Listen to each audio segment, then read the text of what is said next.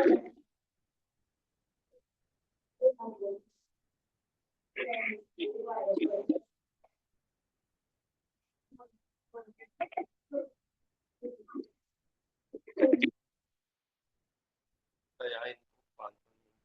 लगता है, कोई बात नहीं, थोड़ा लेट शुरू हो जाएगा, टेंशन ना लो आप।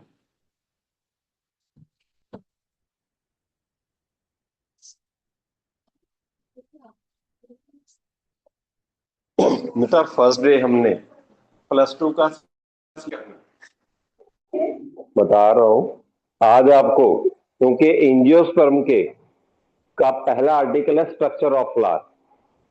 +1 के ये पार्ट थोड़ा रिवाइज होना है, और ये आपको थोड़ा डराने वाला काम भी होगा, हल्का सा लगेगा कि भाई +1 के कुछ टॉपिक आपको बीच में से आपके चेक भी होंगे। मैं ये नहीं एक्सपेक्ट करता कि आपको सारा आता हो, सीखने के लिए तो आए हो, बस अपना डाउट नहीं कोई छुपाना होता ना। ये थोड़ा सा डाउट है, मैं यूट्यूब से देख लूंगा, वहां से पढ़ लूंगा ना। जो भी डाउट है उसको क्लास में ही करना, पेंडिंग नहीं रखना।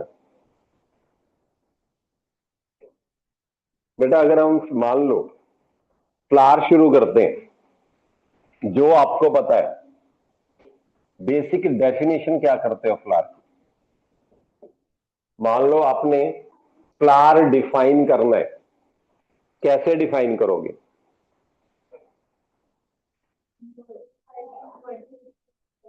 पहला है बेटा स्टेम और शूट में फर्क होता है। देखो मेरे जो पहला पार्ट है, flower is modified shoot specialised for sexual reproduction in angiosperm. बाकी किसी ग्रुप ऑफ प्लांट का नाम नहीं लेना बेटा। ये हमने साथ साथ छोटा छोटा पार्ट नोट करेंगे, एक फ्लावर की टेल डायग्राम ड्रॉ करेंगे, वो भी नोट करोगे। हमने पहला क्या बोला है? फ्लावर है specialised modified shoot for sexual reproduction.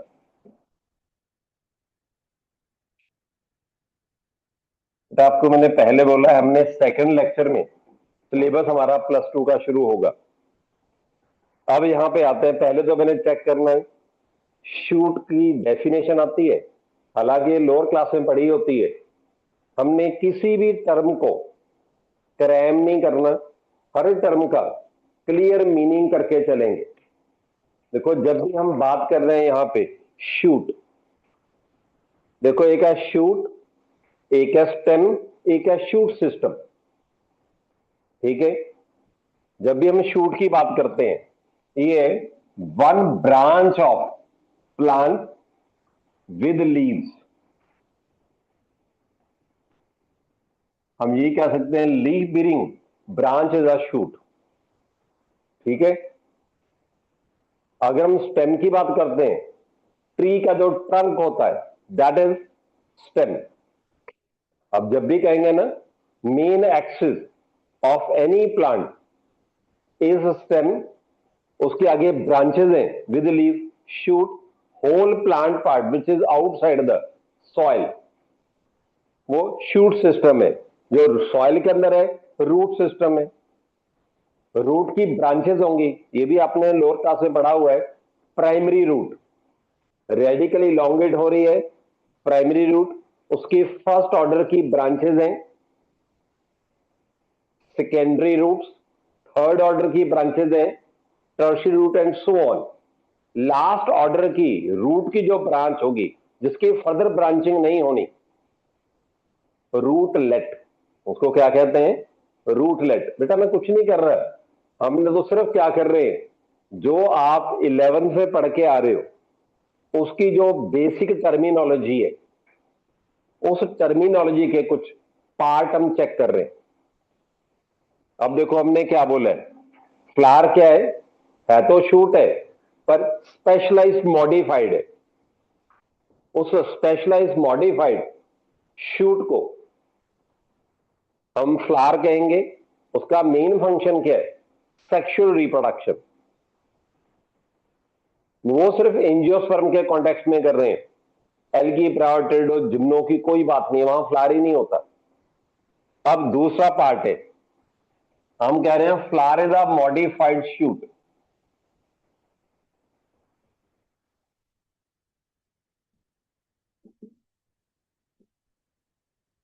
अब यहां पे है वाई, फ्लावर को मॉडिफाइड शूट कहते ही क्यों है? हमें पता है, अगर ये हमारे पास एक स्टेम या शूट की ब्रांच है, इसका ये पार्ट मैंने क्या ड्रॉ किया, नोड्स एंड इंटरनोड दिखाई है, ये पार्ट मैंने क्या दिखाया है, नोड दिखाई है। फिर नोड पे लीफ डेवलप होता है। अगर ये हमने यहां नोड पे लीफ डेवलप कर लिया, दिस पार्ट जो भी यहां पे जिसको मैंने एंगल की फॉर्म में दिखाया है, ये क्या है, part of plant between stem and leaf, इसको कहते हैं एक्सेल ऑफ लीफ। इसको क्या कहेंगे, एक्सेल ऑफ लीफ। वे ज्यादातर लीफ की एक्सेल में नोड के ऊपर बड डेवलप होती है। यहां पे क्या डेवलप होती है, बड। ये कॉमनली कहलाती है वेजिटेटिव बड। बेटा आज मैं कुछ नहीं कर रहा, आपको डरा रहा हूं कि हमने किसी भी टर्म को, किसी भी वर्ड को ब्लाइंडली क्रैम नहीं करना। अगर किसी भी डेफिनेशन में कोई भी डाउट होगा, मुझे क्लास के आगे पीछे जब चाहो पूछ सकते हो। नहीं, बाकियों को तो पहले पता है, इनके पास फोन नंबर है, रात को 11 बजे तक कॉल करके पूछ सकते हो। अगर आपका मैंने फोन नहीं उठाया, मीन मैं कहीं बिजी हूं, जैसे फ्री होऊंगा आपको कॉल बैक कर लेते हैं। अगर आप अपना क्वेश्चन भी व्हाट्सएप पे छोड़ दोगे, आंसर नहीं मिलेगा वहां व्हाट्सएप पे, फोन करके समझाएंगे, क्योंकि लिख के समझाना और डिस्कस करके समझाने में बहुत फर्क होता है। इसको हम क्या दिखा भी, ये एक्सिल में बड होगी, इसके लिए वर्ड यूज करते हैं axillary bud. Mean bud present in axil is axillary bud. ज्यादातर ये बड शूट में डेवलप होती है। कभी किसी प्लांट को देख लेना है, जो भी नई ब्रांच राइज होगी, लीफ की एक्सेल से राइज होती है। किससे बनी है वो, बड से। What is a bud, miniature, immature, condense shoot है वो। जब उसकी कंडेंसेशन खत्म होगी, वो शूट विद लीफ डेवलप हो जाएगी। समझ आया?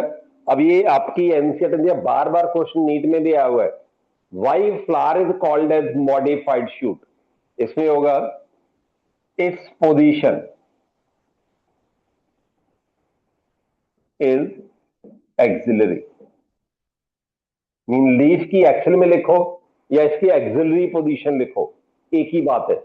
ये बार बार नीट में आया हुआ है, why flower is called modified shoot, because it is present in axil of leaf या इट्स पोजीशन इज एक्सिलरी। बात एक ही है, इसकी लोकेशन का ध्यान रखना है। बोलो इसमें कोई प्रॉब्लम लगे?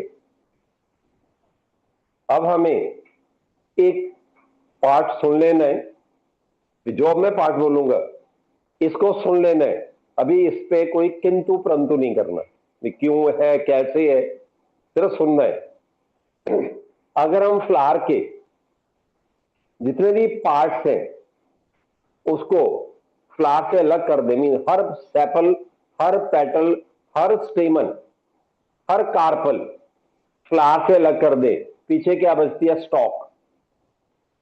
और स्टॉक के ऊपर थोड़ा सोलन पोर्शन मिलता है, जिसको आपकी बुक थैलामस लिखती है, टोरस लिखती है, रिसेप्टाकल लिखती है, 3 वर्ड यूज करते हैं, पर आपके लिए सबसे इंपॉर्टेंट उसको थैलामस कहेंगे। ठीक है? अब हमने क्या करना है भी, जो फ्लावर का अलग अलग पार्ट हमने अभी अलग किया, पेटल अलग किया, सेपल अलग किया, या स्टेमन अलग किया, कार्पल अलग किया, ऑल आर मॉडिफाइड लीव्स। ये सभी के सभी भी मॉडिफाइड लीव्स होंगे। ठीक है? अब मैंने आपको क्या हाईलाइट किया है कि भी फ्लावर का हर पार्ट जो लीफ लाइक हमें लगता है, चाहे वो सेक्स ऑर्गन है, एंड बी स्टेमन, कार्पल, चाहे वो पेटल, सेपल है, all are modified leaves. Leaf जिस स्ट्रक्चर के ऊपर होते हैं बेटा, लीफ जिस स्ट्रक्चर के ऊपर होंगे फ्लोरल, वो एक्सिस और थैलामस होगा।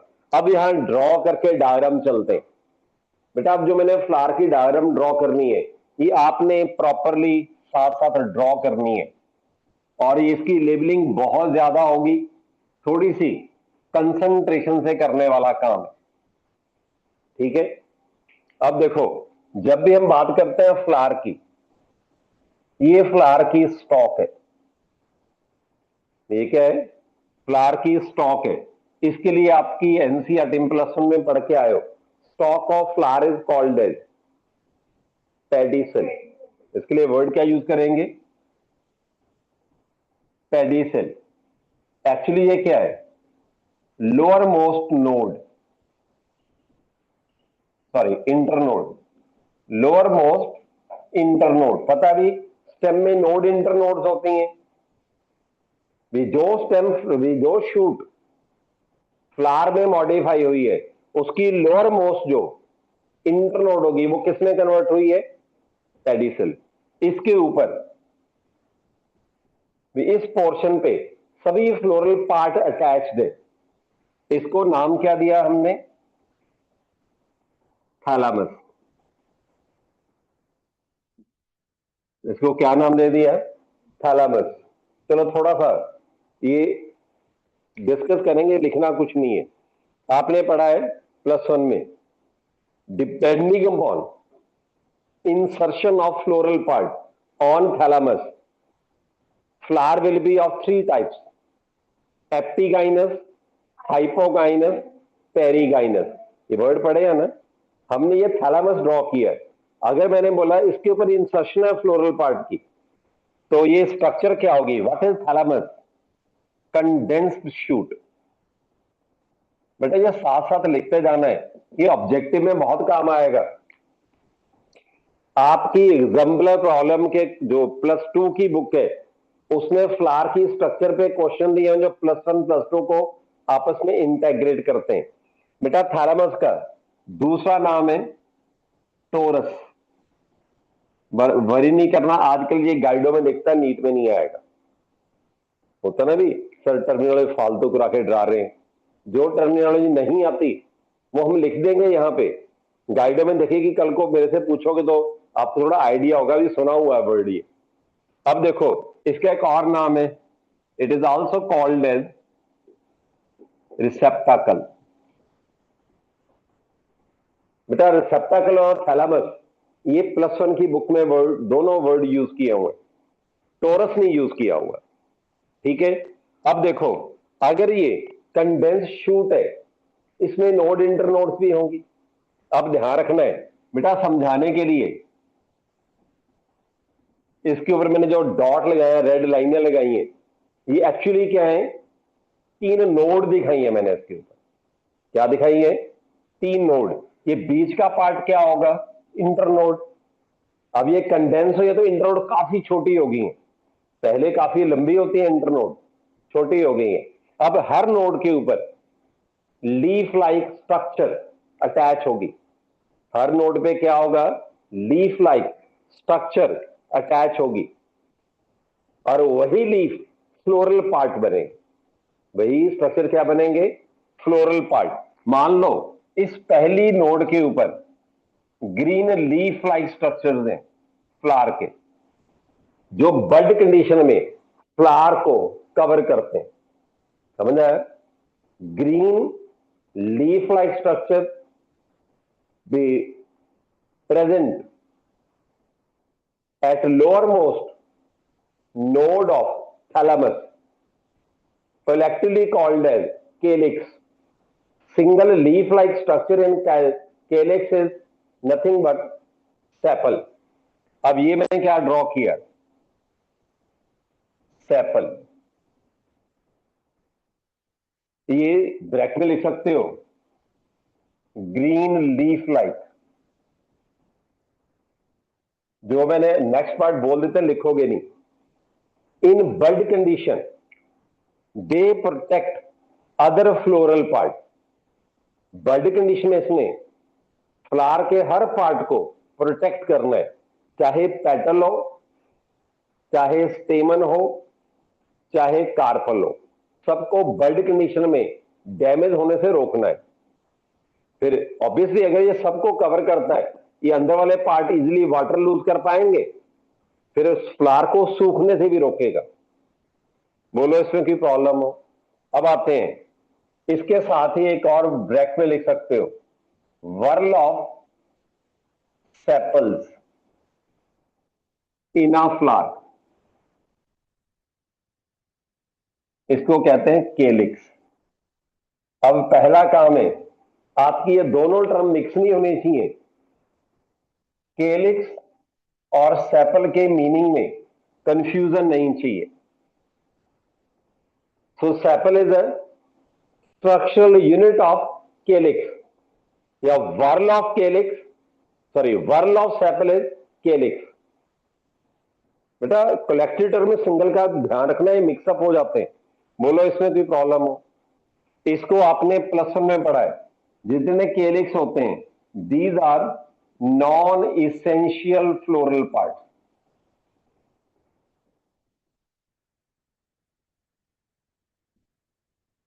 बेटा इनको नॉन एसेंशियल फ्लोरल पार्ट क्यों कहते हैं?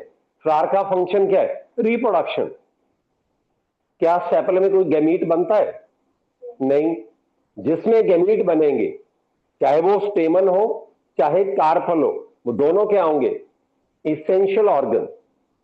केलिस क्रोला, उसमें कोई सेक्स ऑर्गन नहीं है, कोई गैमीट नहीं बना, वो क्या हो जाएंगे? Non essential. बेटा हमें यहां मेरी एक्सपेक्टेशन क्या है? Don't confuse these two term, sepal and केलिक्स। Objective में इसमें कंफ्यूजन होता कई बार।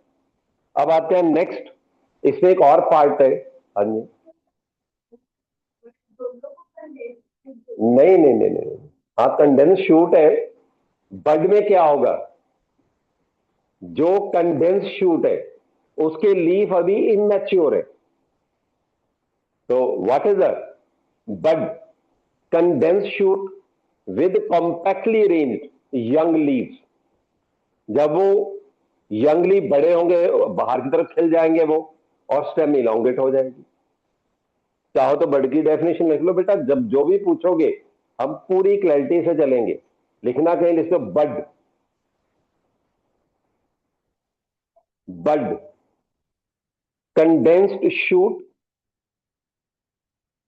Condensed shoot with compactly arranged,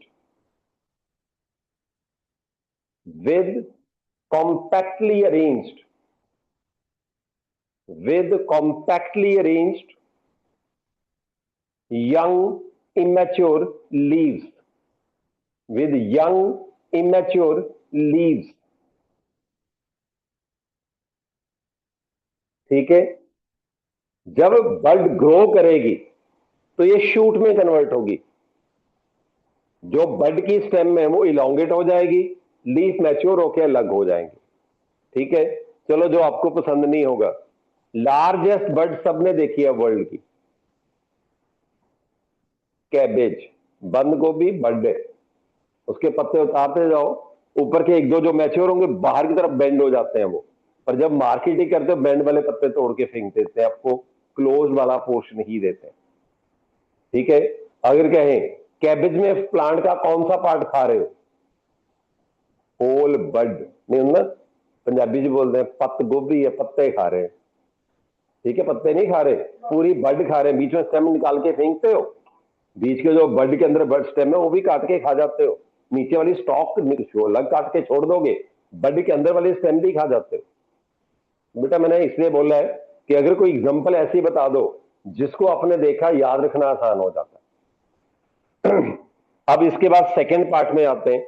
इसमें कलर्ड लीफ लाइक स्ट्रक्चर्स हैं फ्लावर में। जो नीचे से सेकेंड नोड है वहां पे कलर्ड लीफ लाइक स्ट्रक्चर है। बेटा पीछे से पहले ऑन तो कर लो, बेटा पीछे से स्विच तो ऑन कर लो, बेटा सारी ऑन कर दो, कोई नहीं।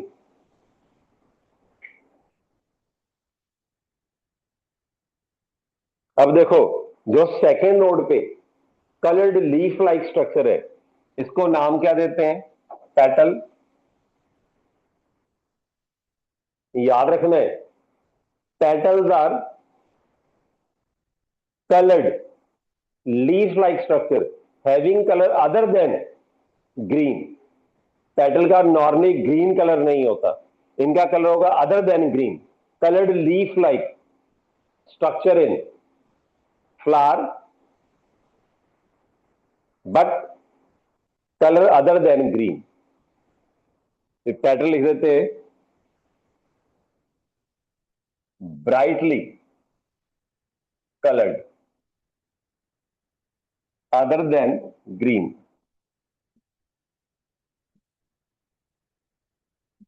ये हमारे पास पेटल हो जाएगा। अब पहली बात है, अगर पेटल कलर्ड है, इनका फंक्शन क्या हुआ? To attract animal so that they can help in pollination. तो इसका फंक्शन क्या होगा? To attract animal for pollination, to attract animals for pollination. अब यहीं पे पहले वाला पार्ट भी सेकेंड नोड पे जो कि वर्ल ऑफ पेटल्स, इसको क्या कहते हो? कोरोला। ये क्या हो जाएगा? कोरोला कहेंगे। ये भी क्या है? Non essential floral part. तो पेटल एंड सेपल या calyx and corolla are non essential floral part. ये दोनों के दोनों क्या रहेंगे? नॉन एसेंशियल फ्लोरल पार्ट रहेंगे। बोलो की प्रॉब्लम हो? अब यहीं पे एक और टर्म आपकी एनसीईआरटी में प्लस वन में पढ़ के आए हो बेटा, ये वर्ड आपने पढ़ा पेरियंस, पढ़ा हुआ है ना? पेरियंस क्या होगा? ठीक है, if any flower has a non essential floral part of same colour, ज्यादातर ये ग्रीन होते हैं, अगर अदर देन ग्रीन है तब भी दोनों का कलर क्या होगा? सेम होगा। अब ध्यान रखना है, अब यहां पे एक टर्म है टेपल। अब पहले आते हैं पेरियंस, ये लिख लोगे पेरियंस। collective term for non-essential floral parts if there is no distinction in calyx and corolla, if there is no distinction in calyx and corolla, अगर calyx corolla में कोई डिस्टिंक्शन नहीं है, सभी नॉन एसेंशियल फ्लोरल पार्ट को collective नाम क्या दे देंगे? पेरियंस। अब यहीं पे what is the tepal? Structural unit of पेरियंस, single leaf like structure in पेरियंस। Petal sepal की बात नहीं कर रहे, ये भी कह सकते हो structural unit of पेरियंस, structural unit of पेरियंस, इसको टेपल कहेंगे। बेटा आपको प्लस वन में बताया था कि आपके सिलेबस में 6 फैमिलीज हैं, फिर स्कूलों में एक ही या सोलानेसी, लिलिएसी भी है, पोएसी भी है, मालवेसी भी है, ब्रासिकेसी भी है। जो एक्स्ट्रा फैमिलीज हैं उनमें से एक फैमिली में पेरियंस होते हैं।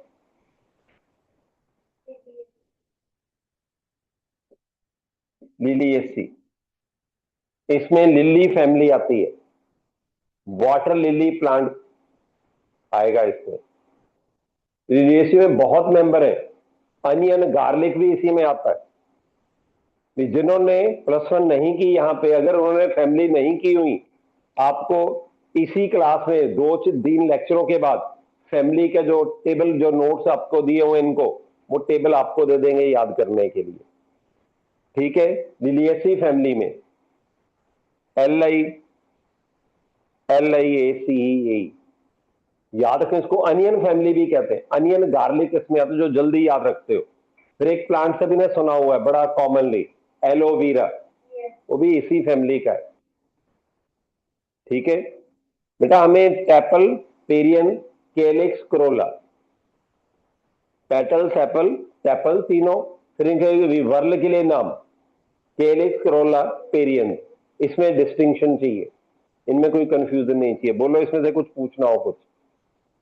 फिर है मेल सेक्स ऑर्गन, पहले बोलना नहीं है सुन लो, मैं इसलिए बोल रहा हूं ना, मैं आपको 3 चॉइस देता हूं, बोलना उसमें से क्या है।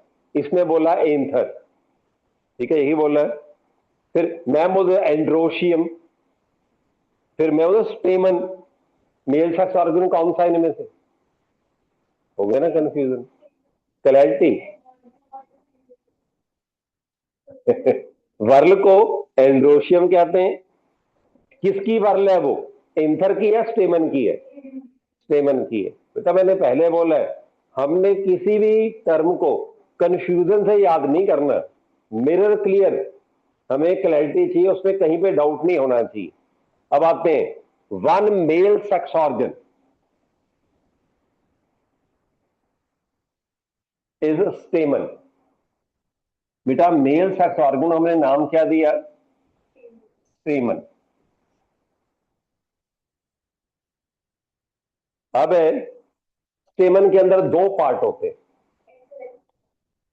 फर्टाइल पार्ट, फर्टाइल का मतलब है जिसमें गैमीट बनेंगे, पहले पोलन ग्रेन बनेंगे, उसके अंदर गैमीट बनेंगे। कैसे बनेंगे, इस फर्स्ट चैप्टर का काम ही ये है हमारे पास। मैंने क्या बोला है, स्टेमन में फर्टाइल पार्ट ऑफ स्टेमन, एंथर। फिर है stock of anther, filament. Stock of anther को क्या कहेंगे? फिलामेंट। दोनों को मिला के क्या कहेंगे? स्टेमन। तो स्टेमन is formed of sterile stalk like structure called filament, fertile knob like structure anther. बेटा वेट करो, जो एंथर की तो हमें पूरी डिटेल करनी है, सेपल पैटर्न की नहीं करेंगे, पूरी डायग्राम बना के।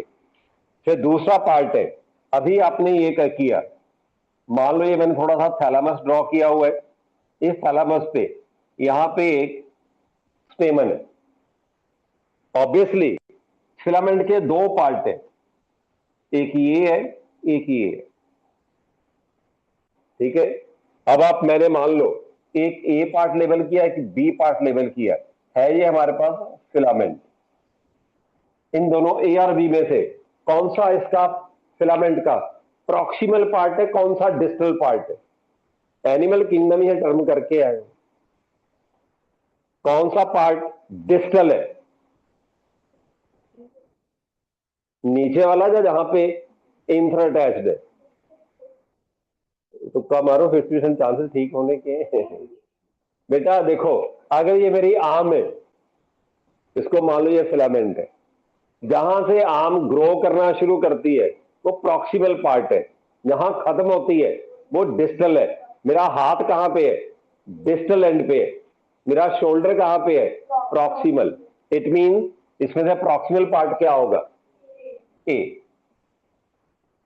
तो proximal part of filament attached to thalamus. Distal end carries anther. Distal end carries anther. এটা मैंने बोला ना, हमने जो भी +2 में चाहिए, +1 का, इसको मैंने इसलिए छेड़ा है कि +1 +2 में थोड़ा ये डिफरेंटली पढ़ते हैं। हमने दोनों को इस ढंग से इंटेग्रेट करना है, +1 +2 मिक्स होके ऑब्जेक्टिव में हमें कोई प्रॉब्लम ना रहे। बोलो की प्रॉब्लम हो? बेटा मैंने क्या बोला है, the part of filament with which it is attached to thalamus is proximal end. part of filament with which it is attached to thalamus is the filament, the proximal part of filament bearing anther is a distal end. जो अभी मैंने anther के ये part से आपके notes पे पूरा लिखा मिलेगा, बेफिक्र रहो, नोट्स आपको जाते हुए देखे भेजेंगे क्योंकि वो +2 वाले ही हैं। उसके एक पैराग्राफ में सिर्फ इसकी डायग्राम की डिस्क्रिप्शन होगी। बोलो इसमें कोई प्रॉब्लम हो? फिर अब ध्यान रखना है, we all stamens of one flower collectively called as androecium. इसको क्या कहेंगे हम? एंड्रोशियम।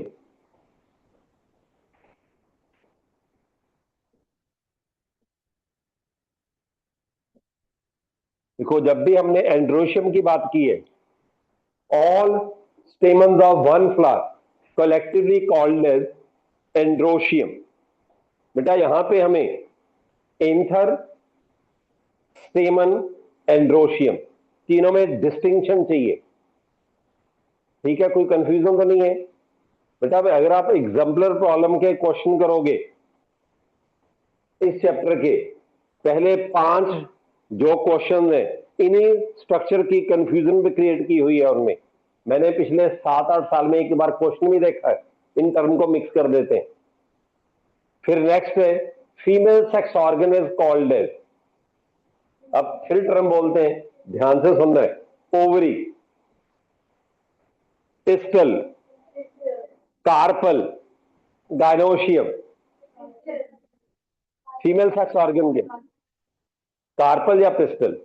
अरे सिनोनिम है, क्यों पंगे लेते? सिनोनिम टर्म है।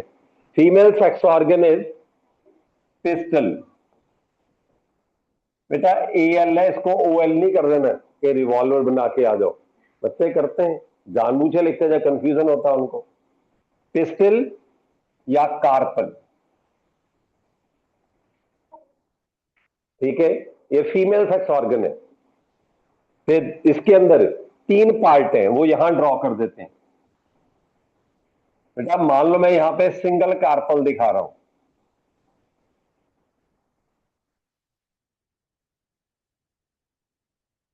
ठीक है। तब इस कार्पल के 3 पार्ट है। टॉप वाला जो मैंने ड्रॉ किया है stigma, stock like, style, spherical, ovary, तीनों को मिला के पिस्टल कर देते हैं। तीनों को मिला के कर देते हैं पिस्टल या कार्पल। बेटा ज्यादातर बुक्स में पिस्टल वर्ड रेयर मिलेगा, कार्पल बार बार मिलेगा। तो मैंने बोला है जो ऊपर पार्ट है इसको कहते हैं platform of carpel to receive pollen grain during pollination. बेटा जब पोलन ग्रेन गाय भी फीमेल सेक्स ऑर्गन पे पहुंचेगा, वो कहां आके पहुंचेगा? तो उसने कहां पहुंचना है? स्टिग्मा पे। अब इसको थोड़ा एनलार्ज कर देते हैं। बेटा अब ये हम अलग ड्रॉ कर रहे हैं एक कार्पल,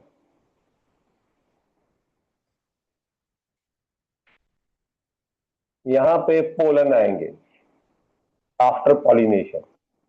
ये हमने बोला है, पूरा नहीं लिखा, ऐसे लिख के छोड़ देते हैं, स्टिग्मा, इसको स्टाइल, इसको ओवरी, स्टिग्मा, स्टाइल, ओवरी। बेटा अब ध्यान से सुनना है, अगर किसी फ्लावर में सिंगल कार्पल हो, अब ध्यान से सुनना है, वही कार्पल है, वही पिस्टल है, वही गायनोशियम है। We all carpels of one flower is gynoecium whether it is one और मोर देन वन। दोनों के इसमें कहेंगे, अगर किसी फ्लावर में सिंगल कार्पल है, वहां गायनोशियम कार्पल में कोई फर्क नहीं है। All carpels of one flower है ही एक, वही ऑल है। 2 है बाई कार्पेलरी, 3 है ट्राई कार्पेलरी, 4 है टेट्रा कार्पेलरी। ये वर्ड हमने करने नहीं है। बोलो इसमें कोई कंफ्यूजन हो? अब ये भी अपने पढ़ा हुआ है कि जब पोलन ग्रेन जर्मिनेट करेगा उससे पोलन ट्यूब बनती है। ये आप प्लस 1 में पढ़ के आए हो। Gymnosperm shows siphonogamy, fertilisation with the help of pollen tube. Gymno इंजन दोनों में पोलन ट्यूब बनती है। वो पोलन ट्यूब स्टिग्मा सेल से पास होती होती ओवरी की कैविटी में आती है, वहां ओव्यूल को फर्टिलाइज करेगी। कोई प्रॉब्लम है इसमें बेटा? अब एक पार्ट ध्यान से रखना है कि जब भी कभी ओवरी से गायनोशियम से फ्रूट बनना है, वो सिर्फ ओवरी, ज्यादातर ओवरी से बनता है। तो इस पे आएंगे अभी। ये जो जस्ट मैंने अभी ओवरी का पार्ट बोला है, तीनों पार्ट में कोई कंफ्यूजन? चलो अब थोड़ा सा +1 में चलते हैं। अगर किसी फ्लावर में मोर देन 1 कार्पल हो, वो फ्री हो, आपस में जुड़े ना हो, कौन सी टर्म यूज करते हो? फ्री। दिखा रहे हैं +1 की टर्म याद नहीं रहती, तो आप तो फिर भी टेस्ट देके वो कह रहे हो तो पहली बार आए हैं। आप तो सारे मॉर्फ का टेस्ट दे के आए हो +1 का रिसेंटली। हाँ जी, एपोकार्पस कंडीशन। बेटा एपो का मतलब फ्री होता है, अगर फ्री ऑफ ईच अदर है एपोकार्पस। एनसीईआरटी में 2 एग्जाम्पल भी पढ़ी हैं, lotus and rose. Lotus and rose. +2 में एक और एग्जाम्पल पढ़ने को मिलेगी आपको, +1 में करवाई थी, क्या था बेटा +2 में पढ़ने को मिलेगी, माइकीलिया। कॉमन नेम बताया था, चंपा चमेली वाला फूल। माइकीलिया चंपा का उसका ट्री होता, चंपा का फूल कहते हैं उसको। बेटा इसकी अगर, वो तो मैंने बोला है, फ्री कार्पल इन गायनोशियम, कंडीशन क्या होगी? एपोकार्पस। बेटा इसकी एग्जाम्पलें नीट में ज्यादा आती हैं, जो सबसे कॉमन एग्जाम्पल आती है माइकीलिया। ये जेनरिक नेम है, चंपाका स्पेसिफिक नेम है, अकेला माइकीलिया करो। +2 की बुक में डायग्राम घर में अपने आप देखना, जब जरूरत पड़ेगी ड्रॉ करके दिखाएंगे।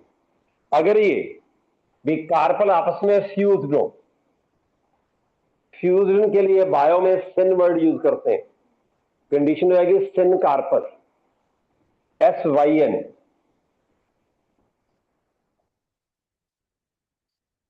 सिन कार्पस गायनोशियम।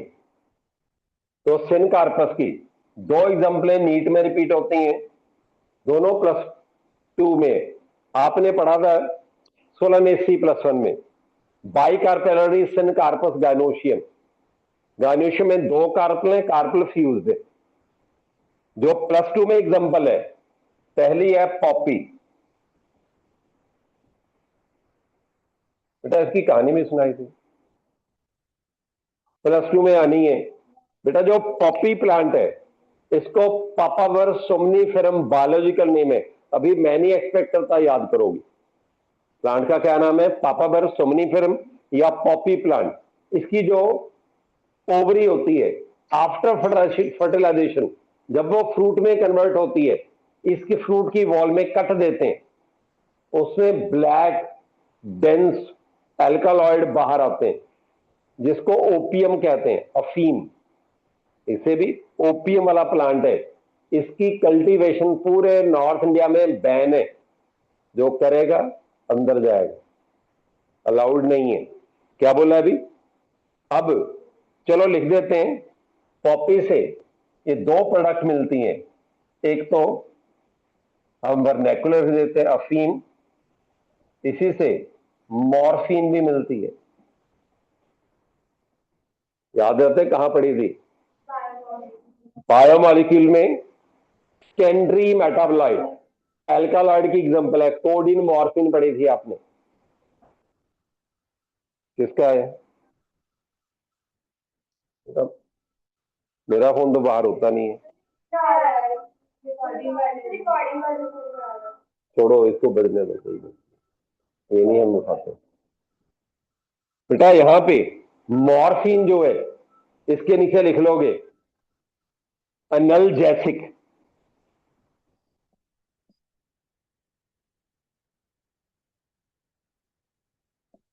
एनाल्जेसिक ब्रैकेट में कर लोगे पेन किलर। एनाल्जेसिक का मतलब पेन किलर होता है। अब ये एब्यूज ड्रग भी है, मॉर्फिन, ड्रग एडिक्ट इसके इंजेक्शन लगाते रहते हैं इंट्रावेनस, ठीक है। ज्यादातर इसको यूज कहां करते हैं, किसी का मेजर ऑपरेशन किया है, उसकी बॉडी के जिस पार्ट में ऑपरेशन किया स्टिचेस लगे हुए हैं, जब बेचारे का एनेस्थीसिया खत्म होगा, बेहोशी खत्म होगी, तो वहां पेन होनी है, कहते सुखी रहे, पेन से दुखी ना हो, उसको मॉर्फिन का इंजेक्शन लगाते हैं, 6 से 8 घंटे सोया रहेगा, पेन फील नहीं होगी। ये 3-4 इंजेक्शन के बाद फिर वो छोड़ देते हैं, फिर इतनी पेन नहीं होती। मैंने बोला है बेटा, ये नीट का क्वेश्चन है, आपके सिर में ड्रग एडिक्शन का एक पोर्शन है, वहां आएगा मॉर्फिन किस टाइप की अब्यूज्ड ड्रग है, हम कहेंगे एनाल्जेसिक। जैसे सुना होगा कुछ मेडिसिन है, ड्रग्स एंटी स्लीप, नींद भगा देती हैं, लगता है ना बड़ा अच्छा है, रात को पढ़ना है, गोली खा के पढ़ लेंगे, उसके साइड इफेक्ट बड़े खतरनाक है, इसलिए कोई नहीं लेता, ठीक है। पर उसमें सबसे ज्यादा 2 लोग यूज करते हैं, कहोगे इतना कुछ पता होते भी यूज करते हैं, जो डॉक्टर्स अपनी हाई डिग्री कर रहे होते हैं, एमडी, एमसीएच, सुपर स्पेशलिस्ट, उनको होता है ज्यादा की बार उनकी 12 घंटी तो ड्यूटी होती है। नहीं किसी को पूछना जो पीजीआई में एमडी करता है, 8 to 8 12 आवर ड्यूटी होती है। 12 आवर की ड्यूटी करने के बाद घर जाके पढ़ने के काबिल रहेगा, फिर उसने पढ़ना भी है, पढ़ने के लिए फिर वो एंटी स्लीप लेके बैठेगा। या फिर दूसरे जो सबसे ज्यादा इसको यूज करते हैं, बिल्कुल डॉक्टर के अपोजिट उनका प्रोफेशन है, ट्रक ड्राइवर। कहां डॉक्टर कहां ट्रक ड्राइवर, दोनों यूज करते हैं। पता है कि लंबे रूट की गाड़ी मिल गई, 2 दिन सोना आनी है, बेचारे स्टीयरिंग में बैठे हैं गोलियां खा के। तो मैंने वैसे बोला है बेटा, जब भी बीच में कोई कहानी सुनाता है ना, उसका मतलब होता है थोड़ा सा इंटरेस्ट क्रिएट करना है। हम चल रहे हैं मॉर्फिन, चलो जिस इलाके में आप रह रहे हो, चंडीगढ़ के आसपास इस प्लांट के फ्रूट का पाउडर, सूखा पाउडर चाय में डाल के लोग बहुत पीते हैं, ड्रग एडिक्ट। शायद सुने होवे भुक्की, पोस्ट का पाउडर आता है, सारे पंजाबी से यही वर्ड बोलते हैं।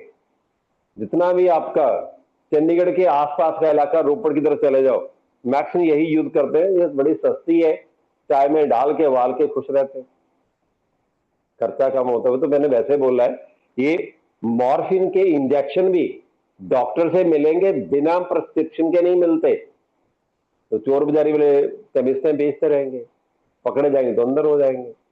तो जस्ट हमने क्या बोला है, हमें तो मॉर्फिन, ये +1 से इंटेग्रिटी, जिसे मैंने नाम बोल दिया, एनाल्जेसिक, बीच में कहानी सुना दी आपको, ठीक है। हम कर रहे हैं सिनकार्पस, एक तो पॉपी प्लांट की एग्जांपल है, दूसरी हिबिस्कस, ये तो सभी जानते हैं, केजी नर्सरी में सबसे पहले यही फ्लावर पढ़ते हैं, अब याद नहीं होगा। इसको पंडित जी से पूछोगे, वो पता क्या कहते हैं, गुल्लड़। इसकी लकड़ी पूजा में जहां नहीं करते, वो हवन कर रहे हैं वहां यूज करते हैं, कहते हैं बर्न करने तो कुछ परफ्यूम लाइक केमिकल बाहर आते हैं, चारों तरफ सुगंधी फैलेगी, पोल्यूशन तो होगी साथ साथ। तो मैंने वैसे बोला है, फिर पंडित जी की कई बार क्या होता है, तेरे ये ग्रह खराब है, ये लकड़ी का जाल, ये कर, वो लोग यूज करते हैं। वो तो मैंने वैसे बोला है, हिबिस्कस प्लांट है इन दोनों में। पर आपको कभी भी एपोकार्पस, सिनकार्पस में से जब भी टर्म आनी है, एपो एग्जांपल भी उसकी आनी है, सिनकार्पस मेरे से विश्वास करो कभी नहीं मिलेगी, क्योंकि सबसे ज्यादा फैमिली में सिनकार्पस कंडीशन है, एपोकार्पस किसी किसी में।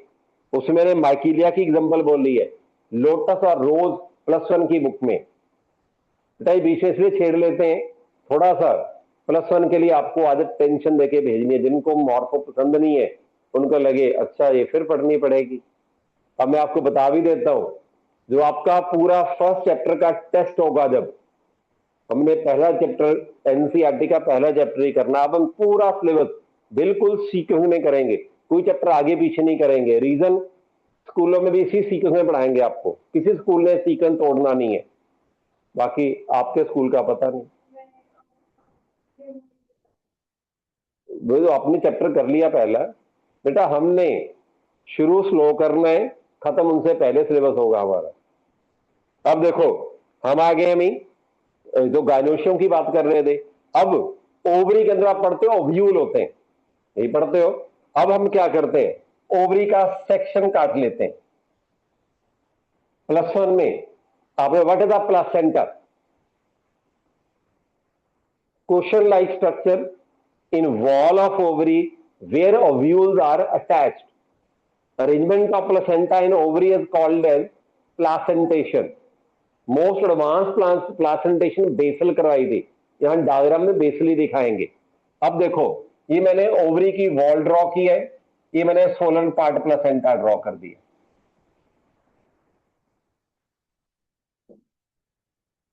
ठीक है बेटा, ओवरी की वॉल को क्या कहते हो, पेरिकार्प। बेटा वर्ड कैसे ड्राइव किया याद रख लो, रट्टे लगाने मुश्किल होते हैं। Peri mean around, carp is fruit, जो फ्रूट में सीड निकाल लो, पीछे बचा वो पेरिकार्प है सारा, ओवरी की वॉल है सारी। मैंने क्या बोल रहे, placenta, pericarp, wall of ovary, इसके ऊपर यहां पे मान लो ये मैंने ड्रॉ कर दिया ओव्यूल अटैच्ड है। बेटा जानबूझ के बीच में +1 को छेड़ रहे हैं, मैंने आपको पहले बोला हमने +2 का सिलेबस नेक्स्ट लेक्चर में शुरू करना है। अब देखो ओव्यूल हमने दिखा दिया यहां पे, ये +2 में पढ़ोगे। आपने टेरिडोफाइट में टर्म पढ़ी है स्पोरेंजियम, जिसमें स्पोर बनते हैं मियोसिस के बाद, माइक्रोस्पोरेंजियम, मीगास्पोरेंजियम। जहां हेट्रोस्पोरी पड़ी थी टेरिडोफाइट में, वहां 2 टाइप के स्पंजिया होते हैं, एक में माइक्रोस्पोर बनते हैं, एक में मीगास्पोर बनते हैं। तो जो ओव्यूल है ये मॉडिफाइड मीगास्पोरेंजियम है, ये नीट में बार बार है इसलिए लिखवा रहे हैं साथ ही। Ovule is modified megasporangium. बेटा ये क्वेश्चन बार बार नीट में आया हुआ है, ओव्यूल किस पार्ट की मॉडिफिकेशन है, मीगास्पोरेंजियम। बेटा अब जो पार्ट बोलेंगे थोड़ा सा फ्रूट को छेड़ेंगे, उसमें 2 टर्में जो बार बार नीट में आती हैं उनको इलेबरेट भी करेंगे। बेटा अगर कहीं डर लगे रोक लेना है, उसको थोड़ा ज्यादा इलेबरेट कर देंगे ताकि आपको समझने में कहीं प्रॉब्लम नहीं आनी चाहिए। अब देखो, अब आते हैं व्हाट इज द सीड, +1 की डेफिनेशन पूछ रहे हैं। सीड किसको कहते हो, राइप ओव्यूल, भी इसको क्या कहते हैं, fertilised ripe ovule is called seed. बेटा यहां वर्ड यूज कर रहा हूं मैं, सीड,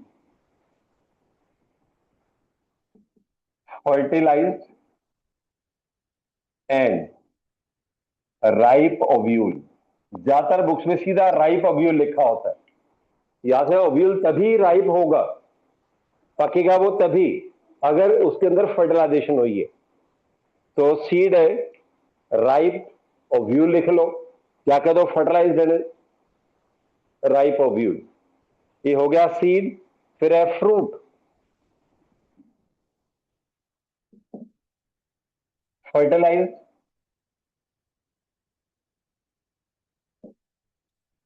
और unfertilized ovary. So fertilized, unfertilized, ripe ovary. Generally books में राइप ओवरी अकेला लिखा होगा। राइप ओवरी क्या है, फ्रूट है, राइप ओव्यूल सीड है। जो आपकी मिसकंसेप्शन है, बेटा मैं इसलिए बोल रहा हूं उससे आपको नीट में प्रॉब्लम आनी है। आप में से किस किस ने मेज का, वीट का सीड देखा है, 2, 3, 4, 5, 6, कोई ऐसे जगह कभी सीड नहीं देखा वीट का, आपने भी, होता नहीं है। जो आपने सीड देखा वो सीड ही फ्रूट होता है। मैंने कभी वीट मेज का सीड नहीं देखा। आपको आदत पड़ी हुई है वीट ग्रेन, मेज ग्रेन कहते हो, टेक्निकली वो सीड नहीं फ्रूट होता है, ड्राई फ्रूट है। जैसे ड्राई फ्रूट काजू कुजू दिमाग चढ़ना शुरू हो जाते हैं। बायोलॉजी में ड्राई फ्रूट कुछ और चीज है, लेमन सेंस में कुछ और है। ठीक है, अब चाहो तो अपने लिए लिख लो, ये मेज के लिए लिखवा रहा हूं, मेज ग्रेन। जब चैप्टर खत्म होगा आपको डायग्राम के साथ समझा चुके होंगे। मेज grain is not a seed but a fruit, one type dry fruit called Caryopsis. What type dry fruit called Caryopsis? बेटा आपकी एनसीईआरटी में प्लस में जहां मेज के सीड की डायग्राम दी हुई है, मोनोकॉट सीड लिखा हुआ है, वो ये एनसीईआरटी की मिस्टेक है। यूनिवर्सिटी के टीचरों को पता है यहां मिस्टेक है। आपने याद क्या करना है, मेज हो, व्हीट हो, राइस हो, वो फ्रूट है, सीड नहीं है।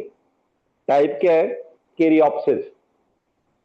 बेटा इसके बाद जो केरियोप्सिस की डेफिनेशन बोलेंगे वो लिखनी नहीं आपने, सिर्फ समझा के छोड़ देना है, क्योंकि आपको डेफिनेशन कभी नहीं आएगी।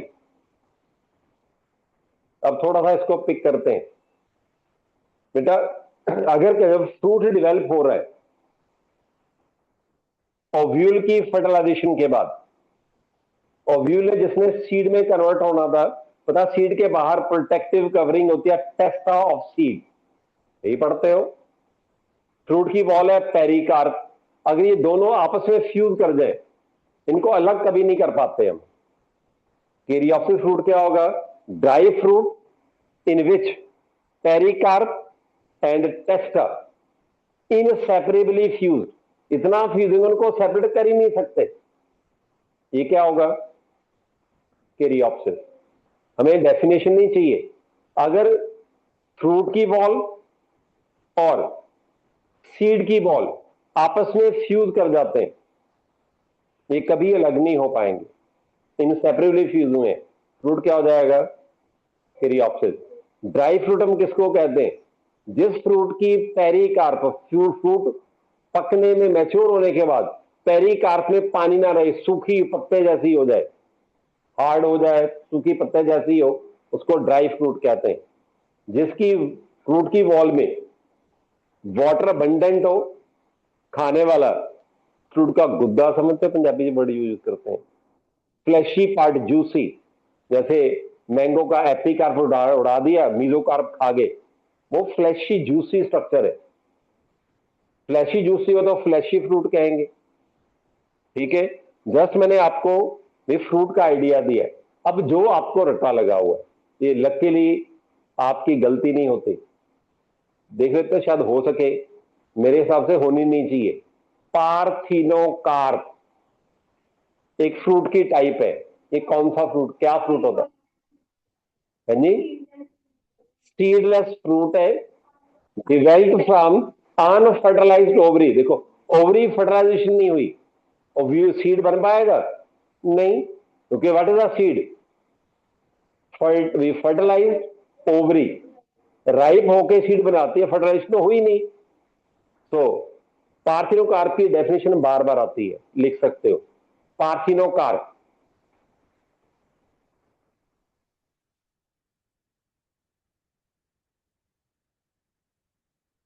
पार्थिनोकार्प seedless fruit, seedless fruit developed from unfertilized ovary, seedless fruit developed from unfertilized ovary. Best example,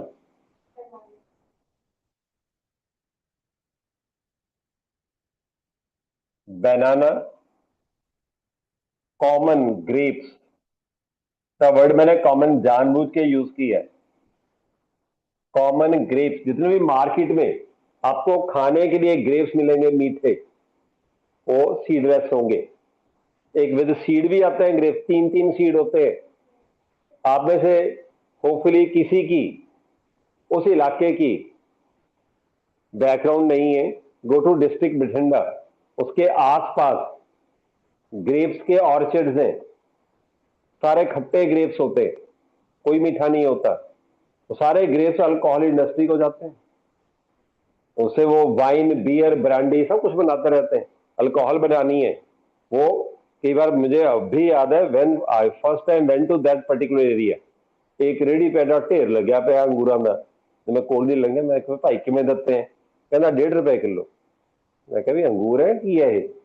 कहना है तो अंगूर है भाई, ये कोई कोई खरीददार ਜਿਹੜੇ खट्टे खट्टे खाना पसंद करते हैं, अदरवाइज ये तो अल्कोहल इंडस्ट्री में जाते हैं, ਅਸੀਂ कदे तोड़ के उत्थे बेचण भी आ जाते। बेटा तो मैंने अब देखो, ये इसकी एग्जांपल जो है ना, आपको बनाना ज्यादा नहीं है। कई टीचर ये कहते हैं जिनकी बायोलॉजी की प्रॉपर बैकग्राउंड नहीं है, कहते हैं बनाना को वर्टिकल सेक्शन में काटा, 2 हाफ लेंथ वाइज, अंदर ब्लैक डॉट दिखते हैं सेंटर में, कहते ये सीड है। वो डीजेनरेटिंग ओव्यूल्स है, क्योंकि सीड तो बने नहीं, वो डीजेनरेटिंग ओव्यूल है, उनको निकाल के नहीं सॉइल में ग्रो करो, प्लांट बन जाएगा। अरे सीड ही तो, उसमें एम्ब्रियो नहीं होगा, प्लांट कैसे बनेगा? तो जस्ट हमने क्या करना है बेटा, यहां पे पार्थिनोकार्प, अब इसके साथ जो वर्ड आपका मिक्स होगा, स्यूडोकार्प।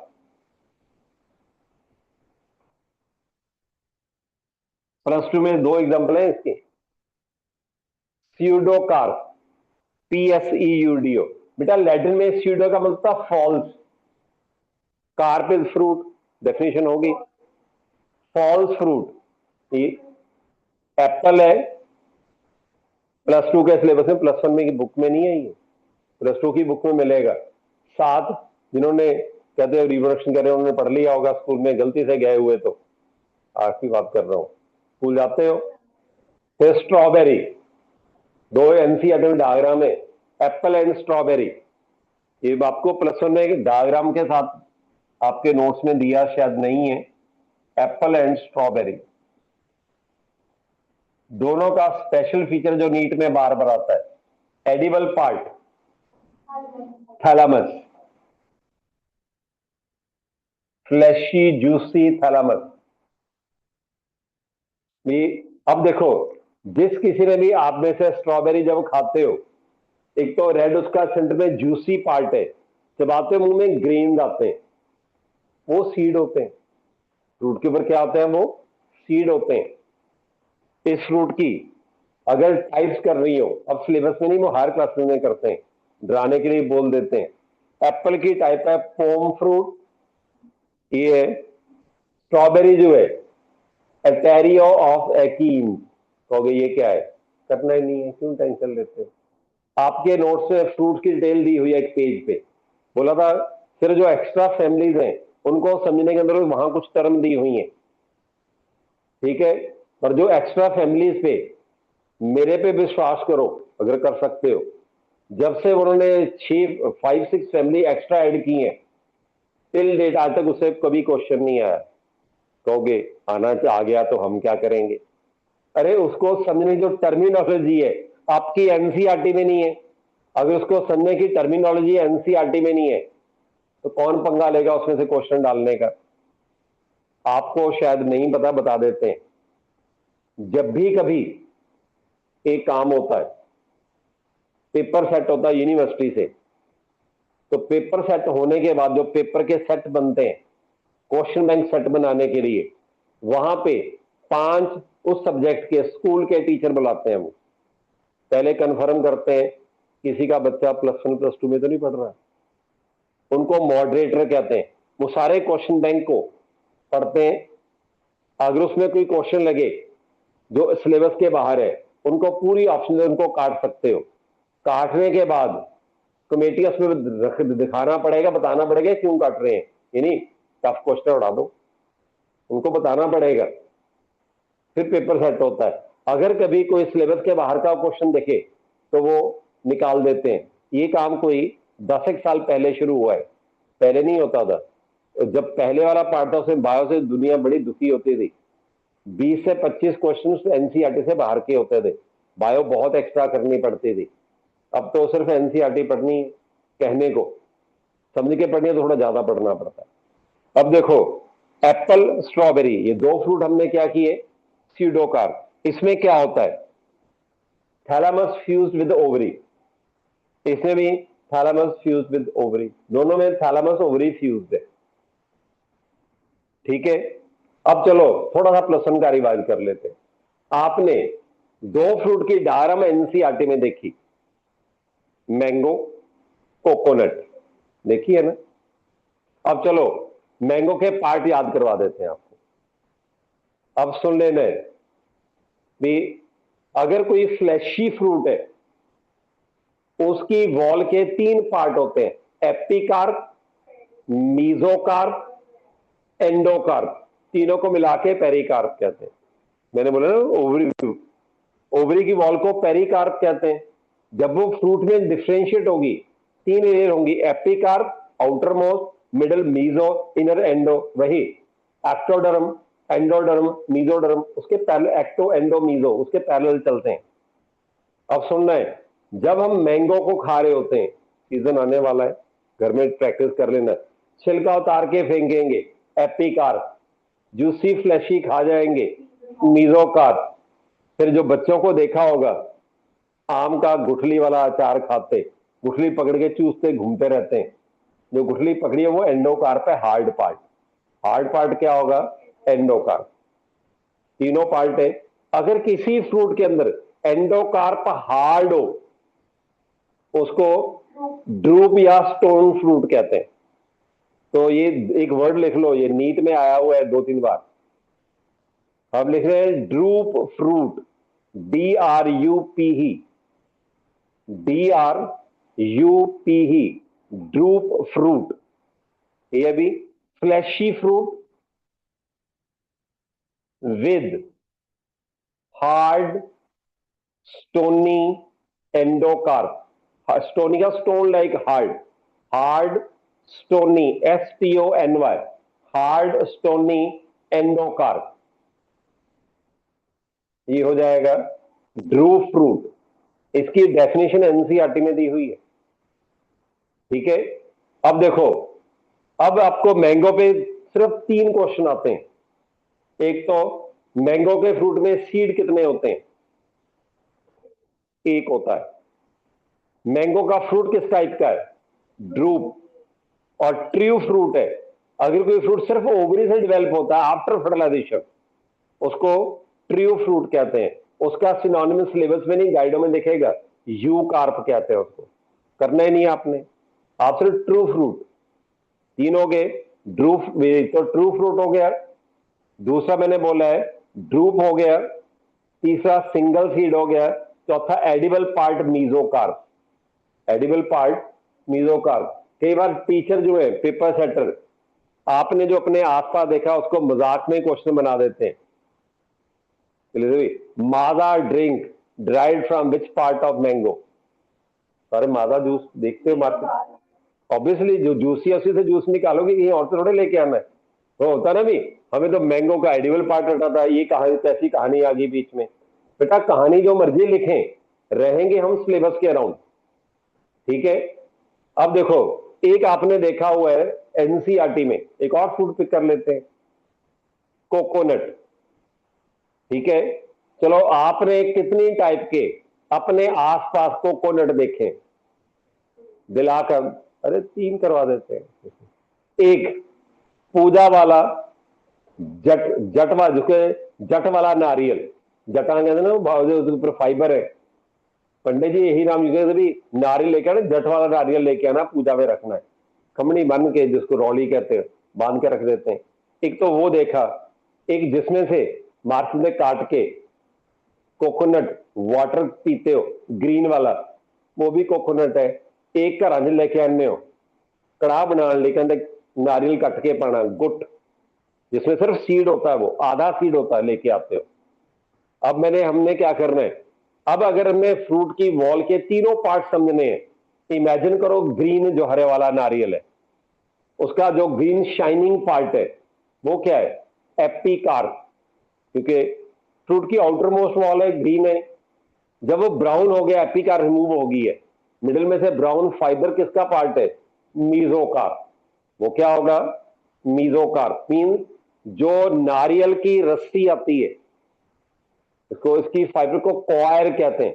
कॉयर के रिजिड्स जो आते हैं मार्केट में, पैरों की घर दे एंटर करने लगे कि भी अपने वहां पर रख देते हैं पायदान कि भी पैर साफ करके चलो अंदर, इसका हो सकता है।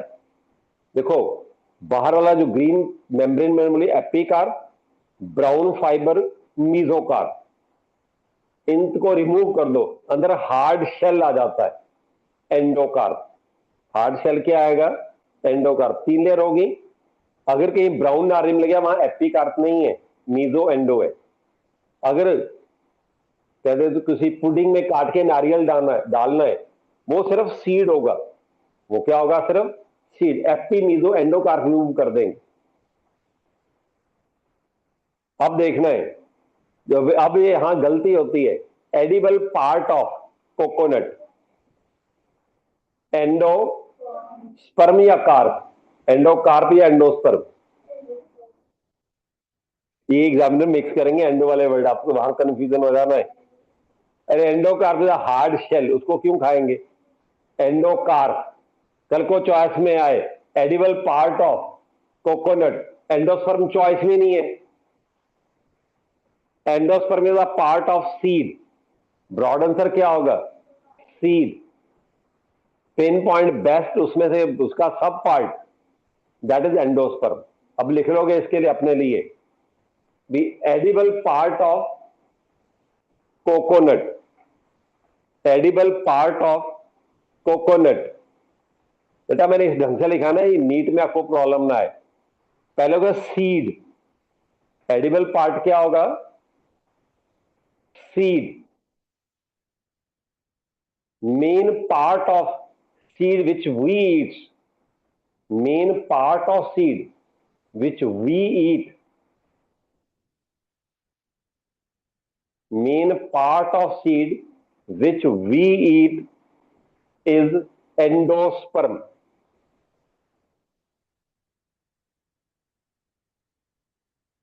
हम खाएंगे उसका एंडोस्पर्म। अब फिर पंगा है, अगर सीड के हमने पीस काट लिया, जो मार्केट में फ्रेश गिरी मिलती है खाने को, अंदर से व्हाइट बाहर से ब्राउन होती है, ब्राउन एंडोस्पर्म होगा कि नहीं होगा? अरे टेस्ट ऑफ सीड है वो व्हाइट अंदर से दिख रहा है, वो क्या है? एंडोस्पर्म है। जो उसके राउंड ब्राउन बाहर थिन लेयर है, वो टेस्ट ऑफ सीड होता है। तो कल को आता है एडिबल पार्ट ऑफ कोकोनट, मैं इसलिए बोल रहा सबको रटा लगा होगा, एंडोस्पर्म एंडोस्पर्म। फिर चॉइस में एंडोस्पर्म ना मिला तो सीड देखना पड़ेगा। जब सीड आंसर दे एंडोस्पर्म या एंडोकार्प दे देते हैं, ताकि कंफ्यूजन में मार्क करो आंसर। कोई प्रॉब्लम हो इसमें? फिर कोकोनट के 3 फीचर और लिखो। एक तो आपने लिख लिया एडिबल पार्ट, फिर coconut fruit is one type of drupe, coconut fruit is one type of drupe, one type of drupe। ठीक है, साथ ही नेक्स्ट कोयर, COIR, कोयर ब्रेथ में करना है। Fibres derived from coconut fruit, coir fibers derived from coconut fruit, fibers derived from coconut fruit, ठीक है, derived from coconut fruit, it is a mesocarp of a fruit, it is a mesocarp of fruit। बेटा fruit के ऊपर सिर्फ 4 fruit पे question है, 5वें में आपको कुछ नहीं आना, मैंने सारे ही करवा दिए। एक तो ड्रूप की 2 टाइप, मैंगो कोकोनट, इस पे सबसे ज्यादा स्ट्रॉबेरी एप्पल। फिर अगर आएगा पार्थिनोकार्प, उसकी डेफिनेशन आनी है, रेयरली एग्जांपल वो 99 से बनाना ही आनी है। थोड़ा सा प्लस में और डरा देते हैं। आपने पढ़ा है seedless fruit parthenocarpy induced by which growth hormone. बेटा डरा रहे हैं, कुछ नहीं कर रहे। हाँ जी, जिब्रेलिन। आपने बोला किसी को जिब्रेलिन पसंद ना हो, दो होते हैं, एक और भी होता है शायद दूसरा, आप में से कोई बोल दो। बेटा जिब्रेलिन एंड ऑक्सिन दोनों यूज हो सकते हैं। इसमें से ऑक्सिन वाला जब नीट में क्वेश्चन किसी किसी का ठीक होता है, दोनों लिख लोगे। एक है parthenocarpy, parthenocarpy mean formation of parthenocarpic fruit. Parthenocarpy induced by parthenocarpy induced by growth hormones, most commonly by GA gibberellic acid. पूरा नहीं लिखेंगे हम, कैपिटल में लिखते हैं GA gibberellic acid. Example Apple, Apple में पार्थिनोकार्पी इंड्यूस करनी है, GA यूज करेंगे, ठीक है। But in tomato induced by auxin, but in tomato parthenocarpy in apple induced by GA, but in tomato induced by auxin। उसके लिए IAA auxin कोई भी यूज कर सकते हैं, हम ऑक्सिन लिख के छोड़ देंगे। बेटा अब मैं बता देता हूं, अगर पिछले 15 साल के नीट के क्वेश्चन खोल के देखो, टोमेटो में किस हार्मोन से पार्थिनोकार्पी इंड्यूस होती है, वही रिपीट हुई है। एप्पल वाली कभी रिपीट देखी नहीं। बच्चों को GA रटा होता है, ज्यादा फ्रूट में वो यूज होता है, ऑक्सिन भूल जाते हैं, ठीक है।